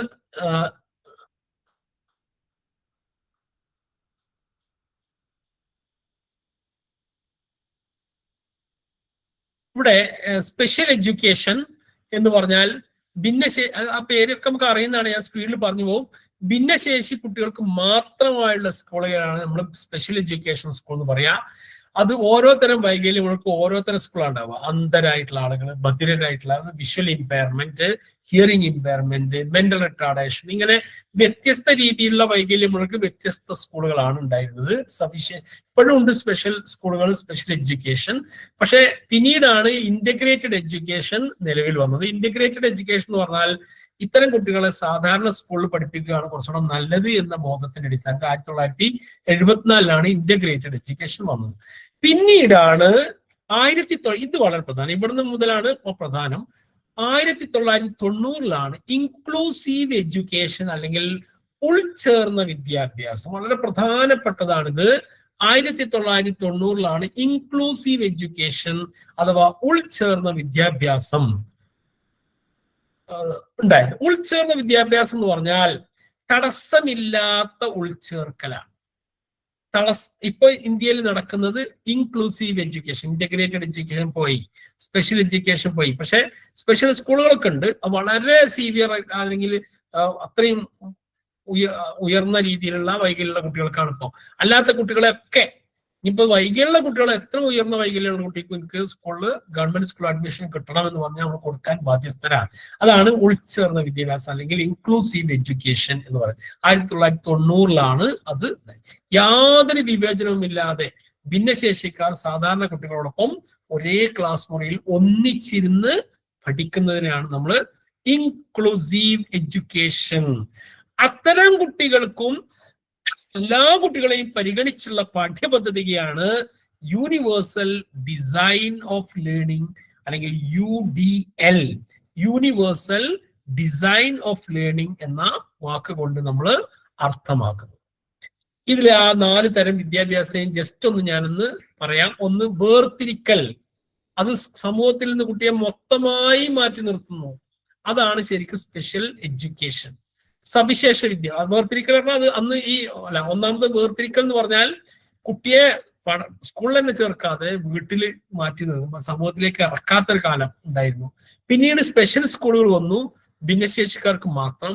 പിന്നീട് ഇന്റഗ്രേറ്റഡ് സ്കൂൾ വന്നു, ഒരു പ്രത്യേക റിസോഴ്സ് റൂമിൽ വെച്ച് സാധാരണ സ്കൂളിൽ കൊടുക്കുന്നത്. പിന്നെ ഉൾച്ചേർന്ന ഏറ്റവും അവസാനം ഉൾച്ചേർന്ന വിദ്യാഭ്യാസം വന്നു. ഒരേ ക്ലാസ്സിൽ തുല്യ പങ്കാളിത്തത്തോടു കൂടി എല്ലാ കുട്ടികൾക്കും ഒരുമിച്ചിരുന്ന് പഠിക്കാനുള്ള അവസരം, ഉൾച്ചേർന്ന വിദ്യാഭ്യാസം. അത്രയാണ് അതുമായിട്ട് ബന്ധപ്പെട്ടത്. ഇനി ഉൾച്ചേർന്ന വിദ്യാഭ്യാസം എന്ന ആശയത്തിന്റെ പ്രത്യേകത വിവേചനമില്ലായ്മയാണ്. ജാതി, മതം, ലിംഗം, സാമ്പത്തികം, ശാരീരികം, മാനസികം തുടങ്ങി യാതൊരു വ്യത്യാസവും ഇല്ലാതെ എല്ലാവർക്കും പ്രവേശനം. ഇവിടെ വൈകല്യമുള്ള കുട്ടി എന്ന് മാത്രമല്ല, വൈകല്യമുള്ള കുട്ടി എന്നുള്ളതല്ല, എല്ലാ കുട്ടികളെയും ഒരുപോലെ നമ്മള് വിവേചനമില്ലാതെ അവരെ പരിഗണിക്കണം. പെൺകുട്ടിന്നോ അല്ലെങ്കിൽ ഇന്ന ജാതിന്നോ ഇല്ല, ഏത് സ്കൂളിൽ ഏത് കുട്ടിക്കും പഠിക്കണം. അത് വൈകല്യമുള്ള കുട്ടിയാണെങ്കിലും ഇല്ലാത്ത കുട്ടിയാണെങ്കിലും ട്രാൻസ്ജെൻഡർ ആണെങ്കിലും ആരാണെങ്കിലും മറ്റു കുട്ടികളെ കൂടെ ഇരുന്ന് പഠിക്കാനുള്ള ആ ഒരു വിദ്യാഭ്യാസ ആശയത്തെയാണ് ഉൾച്ചേർന്ന വിദ്യാഭ്യാസം അല്ലെങ്കിൽ ഇൻക്ലൂസീവ് എഡ്യൂക്കേഷൻ. ഇപ്പോ നടപ്പാക്കിക്കൊണ്ടിരിക്കുന്നത് ഇൻക്ലൂസീവ് എഡ്യൂക്കേഷൻ ആണ്. ഒക്കെ നിങ്ങൾക്ക് നോക്കി എടുത്താൽ മതി. ഇനി ഉൾച്ചേർക്കലിന്റെ അടിസ്ഥാന തത്വങ്ങൾ, ഇൻക്ലൂസീവ് എഡ്യൂക്കേഷന്റെ അടിസ്ഥാന തത്വങ്ങൾ. 1, കുട്ടികളുടെ വൈവിധ്യമാർന്ന ആവശ്യങ്ങൾ നിറവേറ്റാൻ സ്കൂൾ അധ്യാപകർ സജ്ജരാകണം. സഹകരണ പഠനം, കോഓപ്പറേറ്റീവ് ലേണിംഗ് പ്രോത്സാഹിപ്പിക്കുന്നു. ഉൾച്ചേർക്കലിന്റെ അടിസ്ഥാന തത്വം എന്ന് പറയുന്നത് കോഓപ്പറേറ്റീവ് ലേണിംഗ് അഥവാ സഹകരണ പഠനവും കൂട്ടായ്മയുമാണ്. മറ്റൊന്ന്, വിദ്യാഭ്യാസം എന്നത് ദാനമല്ല, മറിച്ച് കുട്ടിയുടെ അടിസ്ഥാന അവകാശമാണ്. റൈറ്റ് ബേസ്ഡ് അപ്രോച്ച് എന്നുള്ളതാണ് മനുഷ്യാവകാശ സമീപനം എന്നുള്ള സമീപനം. അത് ഉൾച്ചേർക്കലിന്റെ ഭാഗമായിട്ട് നമുക്ക്. ഇനി ഇതുമായി ബന്ധപ്പെട്ട് മുമ്പ് പരീക്ഷയ്ക്ക് ചോദിച്ച ചില ചോദ്യങ്ങളാണ് ഞാൻ പറയാൻ പോകുന്നത്. ഒന്ന്, എല്ലാ കുട്ടികൾക്കും ഭിന്നശേഷിക്കാർ ഉൾപ്പെടെ വിദ്യാഭ്യാസം നൽകുന്നതിനായി സ്കൂളിൽ സൗകര്യങ്ങൾ ഒരുക്കുന്ന രീതി, അതാണ് ഉൾച്ചേർന്ന വിദ്യാഭ്യാസം. പരീക്ഷയ്ക്ക് ചോദിച്ച 2019. അടുത്ത, ഭിന്നശേഷിക്കാരായ കുട്ടികൾക്ക് പൊതുവിദ്യാലയങ്ങളിൽ പ്രവേശനം നൽകുകയും അവർക്ക് ആവശ്യമായ സൗകര്യങ്ങൾ ഒരുക്കുകയും ചെയ്യുന്ന രീതി ഇൻക്ലൂസീവ് എഡ്യൂക്കേഷൻ. അപ്പൊ ഇൻക്ലൂസീവ് എഡ്യൂക്കേഷൻ എന്നുള്ളത് പരീക്ഷയ്ക്ക് എന്തായാലും ഒരു ചോദ്യങ്ങൾ പ്രതീക്ഷിക്കണം. അത് 5 ചോദ്യത്തിൽ 1 ഇൻക്ലൂസീവ് എഡ്യൂക്കേഷൻ ആണ്. ഇപ്പോ ഇത് എല്ലാരെയും ഒരു വിവേചനവും കൂടാതെ സാധാരണ സ്കൂൾ പഠിപ്പിക്കുന്ന രീതിയാണ് ഇൻക്ലൂസീവ് എഡ്യൂക്കേഷൻ. പറഞ്ഞു, താഴെ പറയുന്നവയിൽ ഉൾച്ചേർന്ന വിദ്യാഭ്യാസത്തിന്റെ സവിശേഷത അല്ലാത്തത് ഏത്? അതിൽ ഭിന്നശേഷിയുള്ള കുട്ടികൾക്ക് മാത്രമുള്ള വിദ്യാഭ്യാസം ഉള്ളതാണ് സവിശേഷത അല്ലാത്തത്. ബാക്കിയെല്ലാം എല്ലാ കുട്ടികൾക്കും തുല്യാവസരം, മുഖ്യധാരാ സ്കൂളിൽ പ്രവേശനം, വൈവിധ്യങ്ങൾ അംഗീകരിക്കൽ, അതൊക്കെ ഇൻക്ലൂസീവ് എഡ്യൂക്കേഷൻ. അപ്പൊ ഇൻക്ലൂസീവ് എഡ്യൂക്കേഷൻ തന്നെയാണ് പരീക്ഷയ്ക്ക് ചോദിച്ചത്. അടുത്തത്, ഉൾച്ചേർന്ന വിദ്യാഭ്യാസം ലക്ഷ്യമിടുന്നത് എന്ത്? കേട്ടിട്ട് ഫെബ്രുവരി 2000 ഇതൊക്കെ 2019 ചോദിച്ച ചോദ്യങ്ങളാണ്. ഭിന്നശേഷിക്കാർക്ക് മാത്രമായി വിദ്യാഭ്യാസം നൽകുക, എല്ലാ കുട്ടികൾക്കും തുല്യമായ വിദ്യാഭ്യാസ സൗകര്യങ്ങൾക്ക്. അപ്പൊ നമുക്ക് ഇൻക്ലൂസീവ് എന്ന് കേൾക്കുമ്പോഴേക്കും നമ്മൾ മനസ്സിലാക്കേണ്ടത് എല്ലാവർക്കും തുല്യ അവസരം ഒരുക്കുക എന്നതാണ്. സാംസ്കാരികവും തുല്യ പ്രാതിനിധ്യമുള്ള കുട്ടികളെ മുഖ്യധാരയിലേക്ക് കൊണ്ടുവരാനായി കുട്ടികൾക്ക് നൽകുന്ന വിദ്യാഭ്യാസം, അനുപൂരക വിദ്യാഭ്യാസം, അതന്നെയാട്ടോ ഇൻക്ലൂസീവ് എഡ്യൂക്കേഷൻ. ഉൾച്ചേർക്കൽ വിദ്യാഭ്യാസം, അനുപൂരക വിദ്യാഭ്യാസം ഒക്കെ ഇംഗ്ലീഷിലുണ്ടാവും. അപ്പുറത്തെ സൈഡിൽ ഇൻക്ലൂസീവ് എഡ്യൂക്കേഷൻ ഉണ്ടോ എന്നാണ് നിങ്ങൾ നോക്കേണ്ടത്. ഇനി വ്യത്യസ്ത ഭിന്നശേഷി വിഭാഗങ്ങൾ, ഇത് പരീക്ഷയ്ക്ക് ഈ PWD ആക്ട്, RPWD ആക്ട് പരീക്ഷയ്ക്ക് വരും എന്ന് ഞാൻ പറഞ്ഞത് വന്നിരിക്കും. നിങ്ങൾ അതുകൊണ്ട് ആ ഭാഗം വരും എന്ന് ഞാൻ ഉറപ്പിച്ച് പറഞ്ഞ ഭാഗം നന്നായി നോക്കുക. PWD act, person with disability act, അത് ആ വർഷം പ്രധാനമാണ്, വർഷം ചോദിക്കും. 1995 PWD act, person with disability act നിലവിൽ വന്നത്. ഭിന്നശേഷി 1995 ഭിന്നശേഷി ആക്ട് പ്രകാരം 7 വിഭാഗങ്ങളാണ് ഭിന്നശേഷിയുള്ള വിഭാഗമായിട്ട് അന്ന് അംഗീകരിക്കപ്പെട്ടത്. അപ്പൊ അതുകൊണ്ട് ആ 7 വിഭാഗമാണ് അന്നുണ്ടായിരുന്നത്. അതാണ് പേഴ്സൺ വിത്ത് ഡിസബിലിറ്റി ആക്ട്. പിന്നീട് അതിനെ പരിഷ്കരിച്ചുകൊണ്ട് RPWD ആക്ട് 2016 RPWD ആക്ട്. അതിൽ 21 വർദ്ധിപ്പിച്ചു. 21 ഭിന്നശേഷി വിഭാഗങ്ങളെ 21 ആക്കി വർദ്ധിപ്പിച്ചു. ആ ഡേറ്റ് വളരെ പ്രധാനപ്പെട്ടതാണ് പരീക്ഷയ്ക്ക്. ഈ കഴിഞ്ഞ പരീക്ഷയ്ക്ക് അതിന്റെ ഡേറ്റും മാസവും തീയതി അടക്കം ചോദിച്ചിട്ടുണ്ട്. അത് പ്രാബല്യത്തിൽ വന്ന തീയതി 2016 ആക്ട് എങ്കിലും പ്രാബല്യത്തിൽ വന്നത് 2017 April 19 2017 April 19 RPWD act. RPWD act 2016 എന്നാ പറയാം, പക്ഷെ നിലവിൽ വന്നത് 2017 ഏപ്രിൽ 19 ഈ 2 ആക്ടും നിങ്ങൾ മനസ്സിലാക്കി വെക്കണം. രണ്ടും പരീക്ഷയ്ക്ക് ഏതെങ്കിലും ഒന്ന് ചോദിക്കാൻ സാധ്യതയുണ്ട്. ഇനി പ്രധാനപ്പെട്ട വൈകല്യമുള്ള ആൾക്കാരെ ജസ്റ്റ് നോക്കുന്നു. അത് വിഷ്വൽ ഇമ്പയർമെന്റ് ആണ്. വിഷ്വൽ ഇമ്പയർമെന്റ്, കാഴ്ചക്കുറവുള്ളവർ, പൂർണ്ണ അന്ധത ഉള്ള ആളുകളുണ്ട്. അവർക്കുള്ള പഠനത്തിന്റെ ലിപി ബ്രെയിലി ലിപിയാണ്. അതൊക്കെ നമുക്ക് അറിയുന്നതാണ്. ബ്രെയിലി ലിപിയാണ് പൂർണ്ണ അന്ധതയുള്ള ആളുകൾക്ക് നമ്മൾ സാധാരണ ഉപയോഗിക്കുന്ന ലിപി ബ്രെയിലി ലിപിയാണ്. അതുപോലെ കാഴ്ചക്കുറവുണ്ട്, ലോ വിഷൻ, കാഴ്ചക്കുറവുള്ള ആൾക്കാരും ഇതിൽ പെടുന്നതാണ്, കാഴ്ച പരിമിതിക്കാരാണ്. അതുപോലെ കാഴ്ചക്കുറവ് നമ്മൾ ടെസ്റ്റ് ചെയ്യുന്ന ചാർട്ട് സ്നെലൻ ചാർട്ടാണ്. ആ പേരൊക്കെ ഒന്ന് പഠിച്ചു വെക്കുക. സ്നെലൻ ചാർട്ട്, കാഴ്ച പരിശോധിക്കുന്നതിനുള്ള ചാർട്ട്. അതുപോലെ ബ്രെയിലി ലിപി, ഇങ്ങനത്തെ പദങ്ങളൊക്കെയാണ് വിഷ്വൽ ഇമ്പയർമെന്റുമായി ബന്ധപ്പെട്ടുള്ളത്. അടുത്ത ശ്രവണ വൈകല്യം ആൻഡ് സംസാര വൈകല്യം, ഹിയറിംഗ് ആൻഡ് സ്പീച്ച് ഇമ്പയർമെന്റ്. ശ്രവണ വൈകല്യം എന്ന് പറയുന്നത് ഹിയറിംഗ് ഇമ്പയർമെന്റ്, കേൾവി തകരാറുള്ള അവസ്ഥ. അവർക്ക് ഹിയറിംഗ് എയ്ഡുകൾ, അതുപോലെ ആംഗ്യ ഭാഷകൾ, ലിപ്പ് റീഡിങ്, ഇതൊക്കെയാണ് അങ്ങനെ പൂർണ്ണമായും ശ്രവണ വൈകല്യമുള്ള കുട്ടികൾക്കുള്ളത്. അതുപോലെ സംസാര വൈകല്യമുണ്ട്, വാക്കുകൾ ഉച്ചരിക്കാനും ആശയവിനിമയത്തിനുണ്ടാകുന്ന പ്രശ്നങ്ങളാണ് സംസാര ഭാഷ. നമുക്ക് വായിച്ചാൽ കിട്ടുന്നതാണ്, ഇവിടെ കൂടുതൽ ഞാൻ പറയുന്നില്ല. മറ്റൊന്ന് ചലന വൈകല്യം, അസ്ഥി, പേശി, നാഡി എന്നിവയുമായി ബന്ധപ്പെട്ടാണ് LD, ലോക്കോമോട്ടോർ ഡിസബിലിറ്റി എന്നാണ്. വേറൊന്ന് ഡ്വാർഫിസം, അതൊക്കെ പുതിയ ഇതിൽ വന്നാണ് ഡ്വാർഫിസം. 4 അടി 10 ഇഞ്ചിൽ താഴെ ഉയരമുള്ള അവസ്ഥക്കാണ് ഡ്വാർഫിസം എന്ന് പറയാം. ആ കുട്ടികൾക്ക് സാധാരണ കുട്ടികളുടെ ബുദ്ധിശക്തി ഉണ്ടാവും, പക്ഷെ ഉയരം ഉണ്ടാവില്ല. 4 അടി 10 ഇഞ്ചിൽ താഴെ ഉയരം ഉണ്ടാവുള്ളൂ. വേറൊന്ന് കുഷ്ഠരോഗ വിമുക്തർ, ഇവരും ഇതിൽപ്പെട്ടതാണ്. വൈകല്യം, ചലന വൈകല്യത്തിലുള്ള ഇതിൽപ്പെട്ടവരാണ്. രോഗം ഭേദമായെങ്കിലും അവയവങ്ങൾക്ക് ശേഷിക്കുറവ് സംഭവിച്ചതുകൊണ്ടാണ് കുഷ്ഠരോഗ വിമുക്തരെ ഇതിൽ ഉൾപ്പെടുത്തിയിട്ടുള്ളത്. RPWD ആക്ട് പ്രകാരമുള്ള ആൾക്കാരാണ്.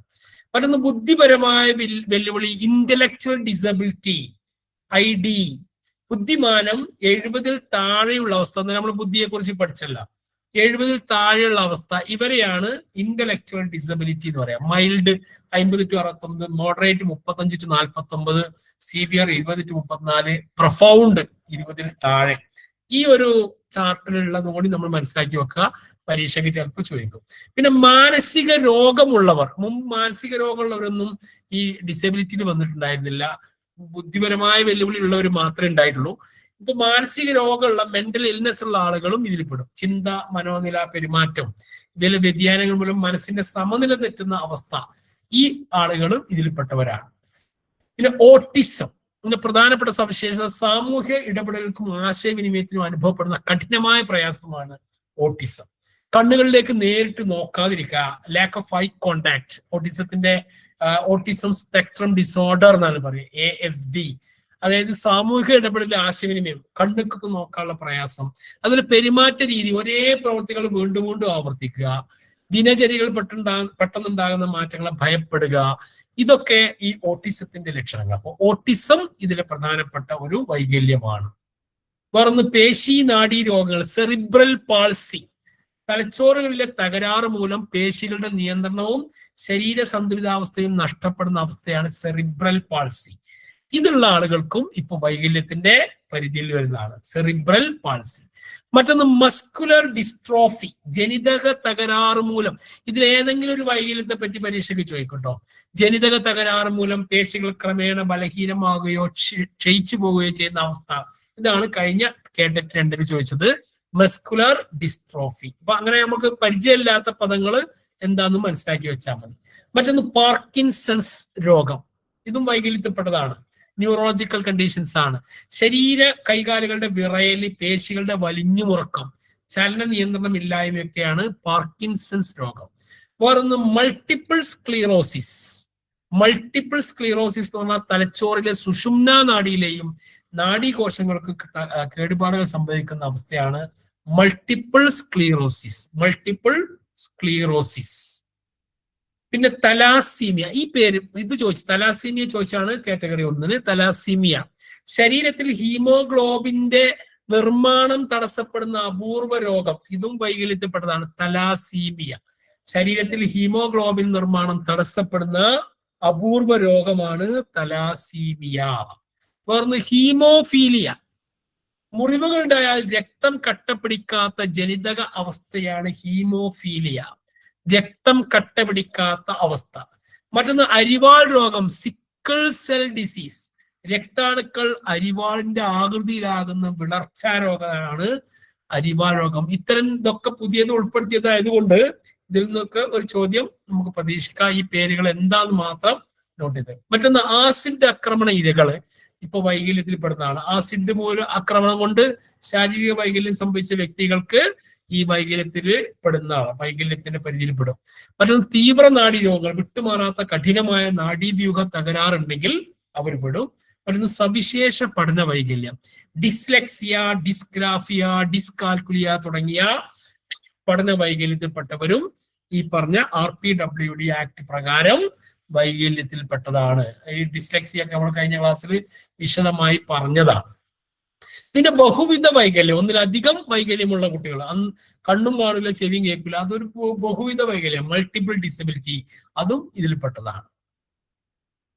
ഇവർക്ക് RPWD ആക്ട് വഴി ഇവർക്കുള്ള പ്രധാനപ്പെട്ട ആനുകൂല്യങ്ങൾ ഒന്ന്, 4% സർക്കാർ ജോലികളിൽ സംവരണമാക്കി. 3% ആയിരുന്നു അതുവരെ ഉണ്ടായിരുന്നത്, 4% ഉയർത്തി. അത് RPWD ആക്ട് വഴിയാണ് ചെയ്തത്. അതുപോലെ ഉന്നത വിദ്യാഭ്യാസ സ്ഥാപനങ്ങളിൽ 5% സീറ്റ് സംവരണം ഉറപ്പാക്കി. 6 മുതൽ 18 വയസ്സ് വരെയുള്ള കുട്ടികൾക്ക് സൗജന്യ വിദ്യാഭ്യാസം നിയമപരമായ അവകാശമാക്കി. അപ്പൊ ഇവർക്ക് ഫുള്ള് സൗജന്യ വിദ്യാഭ്യാസമാക്കി. അതുപോലെ ഉന്നത വിദ്യാഭ്യാസത്തിൽ 5% സീറ്റ് സംവരണം ഉണ്ടാക്കി. സർക്കാർ ജോലിയിൽ 4% സംവരണമാക്കി ഉയർത്തി. അത് RPWD ആക്ട് 2017 ഏപ്രിൽ 19 നിലവിൽ വന്നത്. ആ ആക്ട് വളരെ പ്രധാനപ്പെട്ട ആക്ട് ആയതുകൊണ്ട് അത് ചോദിക്കും. കഴിഞ്ഞ പ്രാവശ്യം പരീക്ഷയ്ക്ക് ചോദിച്ചിട്ടുണ്ട്. ഇനി പ്രധാനപ്പെട്ട അന്താരാഷ്ട്ര നിയമങ്ങളാണ്. ആ നിയമങ്ങൾ ജസ്റ്റ് നിങ്ങളൊന്ന് വായിച്ചു നോക്കിയാൽ മതി. അതിന്റെ ആ ഡേറ്റും ആ നിയമവും ജസ്റ്റ് നിങ്ങളൊന്ന് നോക്കുക. ഞാനതിൽ കൂടുതൽ ഈ RCI ആക്ട് 1992 പ്രധാനപ്പെട്ടതാണ്. റീഹാബിലിറ്റേഷൻ കൗൺസിൽ ഓഫ് ഇന്ത്യ എന്നാണ് RCI എന്നുള്ളതിന്റെ ഫുൾ ഫോം. അത് പരീക്ഷയ്ക്ക് ചോദിക്കും. 92 പാർലമെന്റ് പാസാക്കിയ നിയമം വഴിയാണ് RCI നിലവിൽ വന്നത്. ഭിന്നശേഷി മേഖലയിൽ പ്രവർത്തിക്കുന്ന അധ്യാപകർക്കും പരിശീലകർക്കും അംഗീകാരം നൽകുന്ന സ്റ്റാറ്റ്യൂട്ടറി ബോഡിയാണ് RCI. ഇപ്പോ ഭിന്നശേഷിയിലൊക്കെ ഡിപ്ലോമ എടുത്ത് അധ്യാപകരാകുന്ന സ്പെഷ്യൽ എഡ്യൂക്കേഷനിലാണ്, സ്പെഷ്യൽ സ്കൂളിലാണെങ്കിലും DRCകളിലൊക്കെ അവിടെയൊക്കെ വർക്ക് ചെയ്യണമെങ്കിൽ, ഇത്തരം കുട്ടികളുടെ കാര്യങ്ങൾക്ക് വേണ്ടി വർക്ക് ചെയ്യണമെങ്കിൽ അവർക്ക് അതിന് ക്വാളിഫിക്കേഷൻ, അങ്ങനെ ആ ക്വാളിഫിക്കേഷന് അംഗീകാരം നൽകുന്ന ഏജൻസി ആണ് rehabilitation council of India. National trust act 1999 national trust act. അതിലാണ് ഈ സവിശേഷ വിഭാഗങ്ങളായിട്ടുള്ള ഓട്ടിസം, സെറിബ്രൽ പാൾസി, മനോവൈകല്യം, ബഹുവിധ വൈകല്യം ഇവർക്ക് ലീഗൽ ഗാർഡിയൻഷിപ്പിനുള്ള നിയമപരമായ പിന്തുണ ഉറപ്പുവരുത്തി.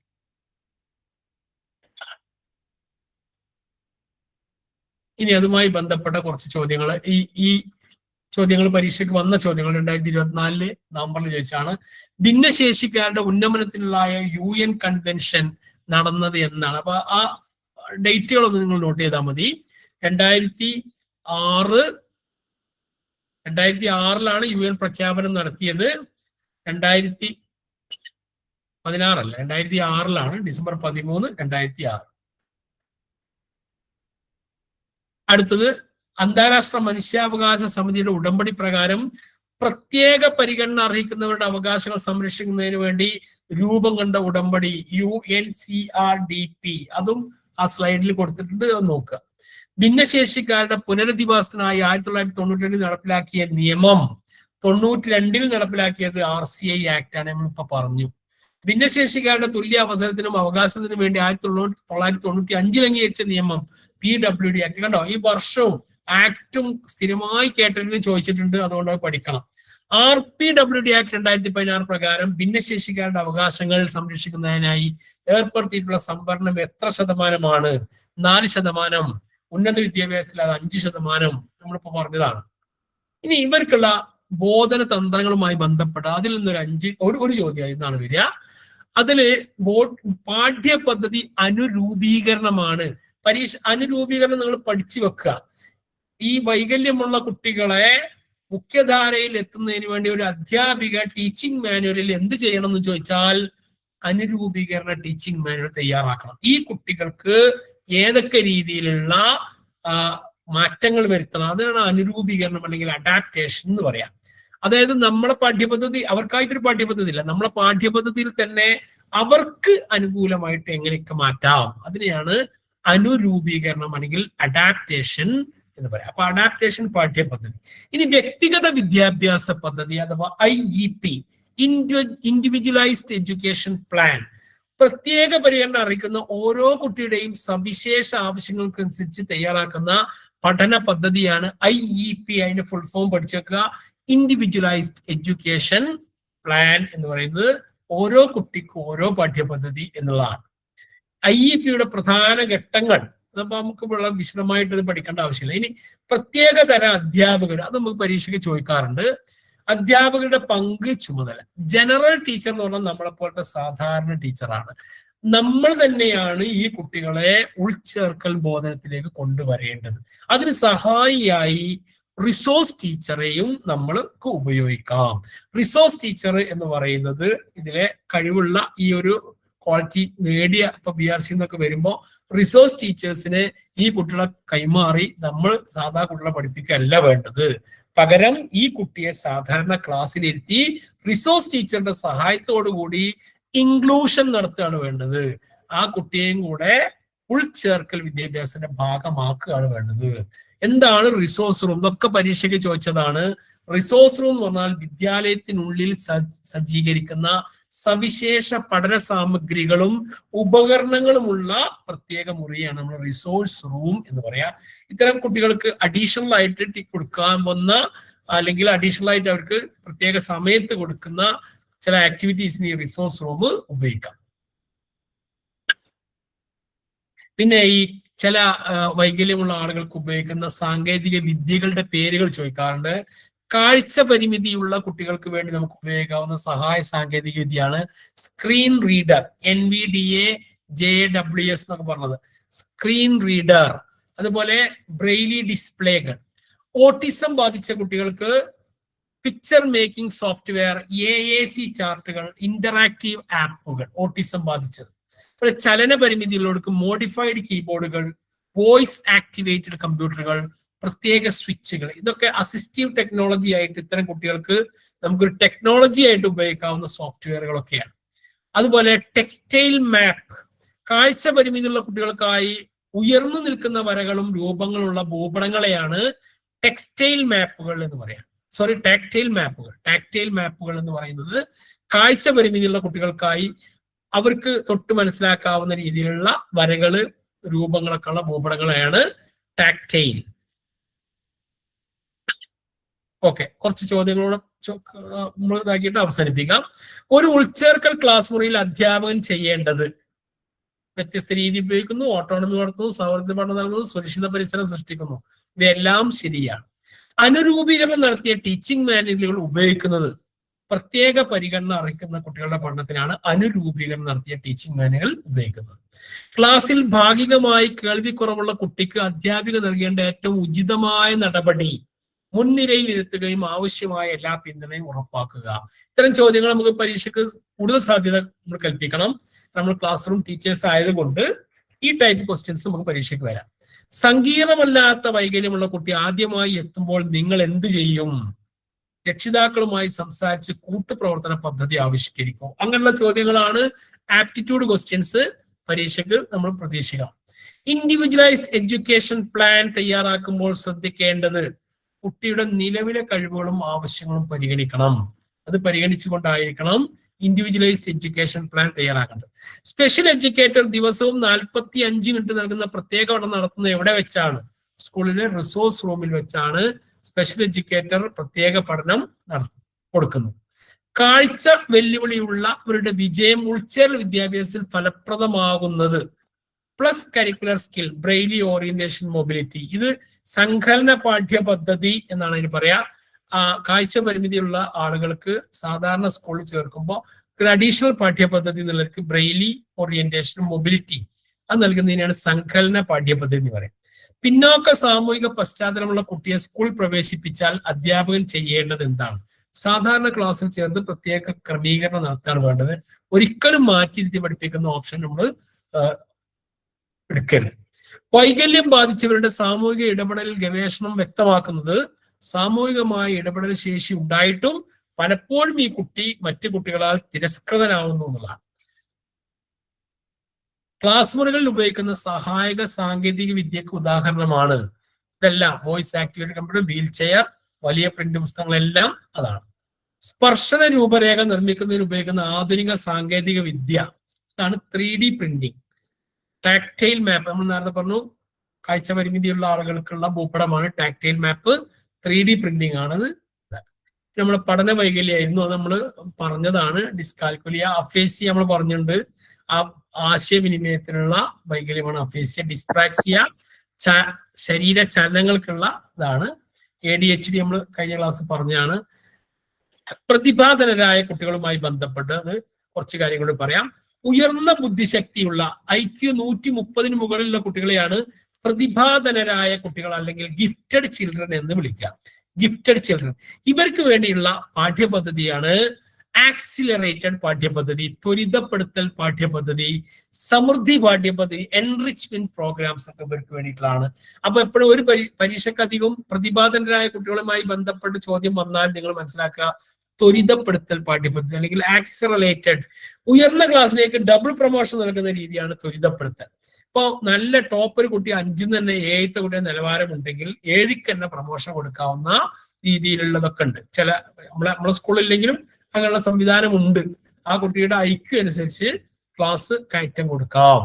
അതിന് അവർക്ക് എൻറിച്ച്മെന്റ് പ്രോഗ്രാംസ് നടത്താം. പിന്നെ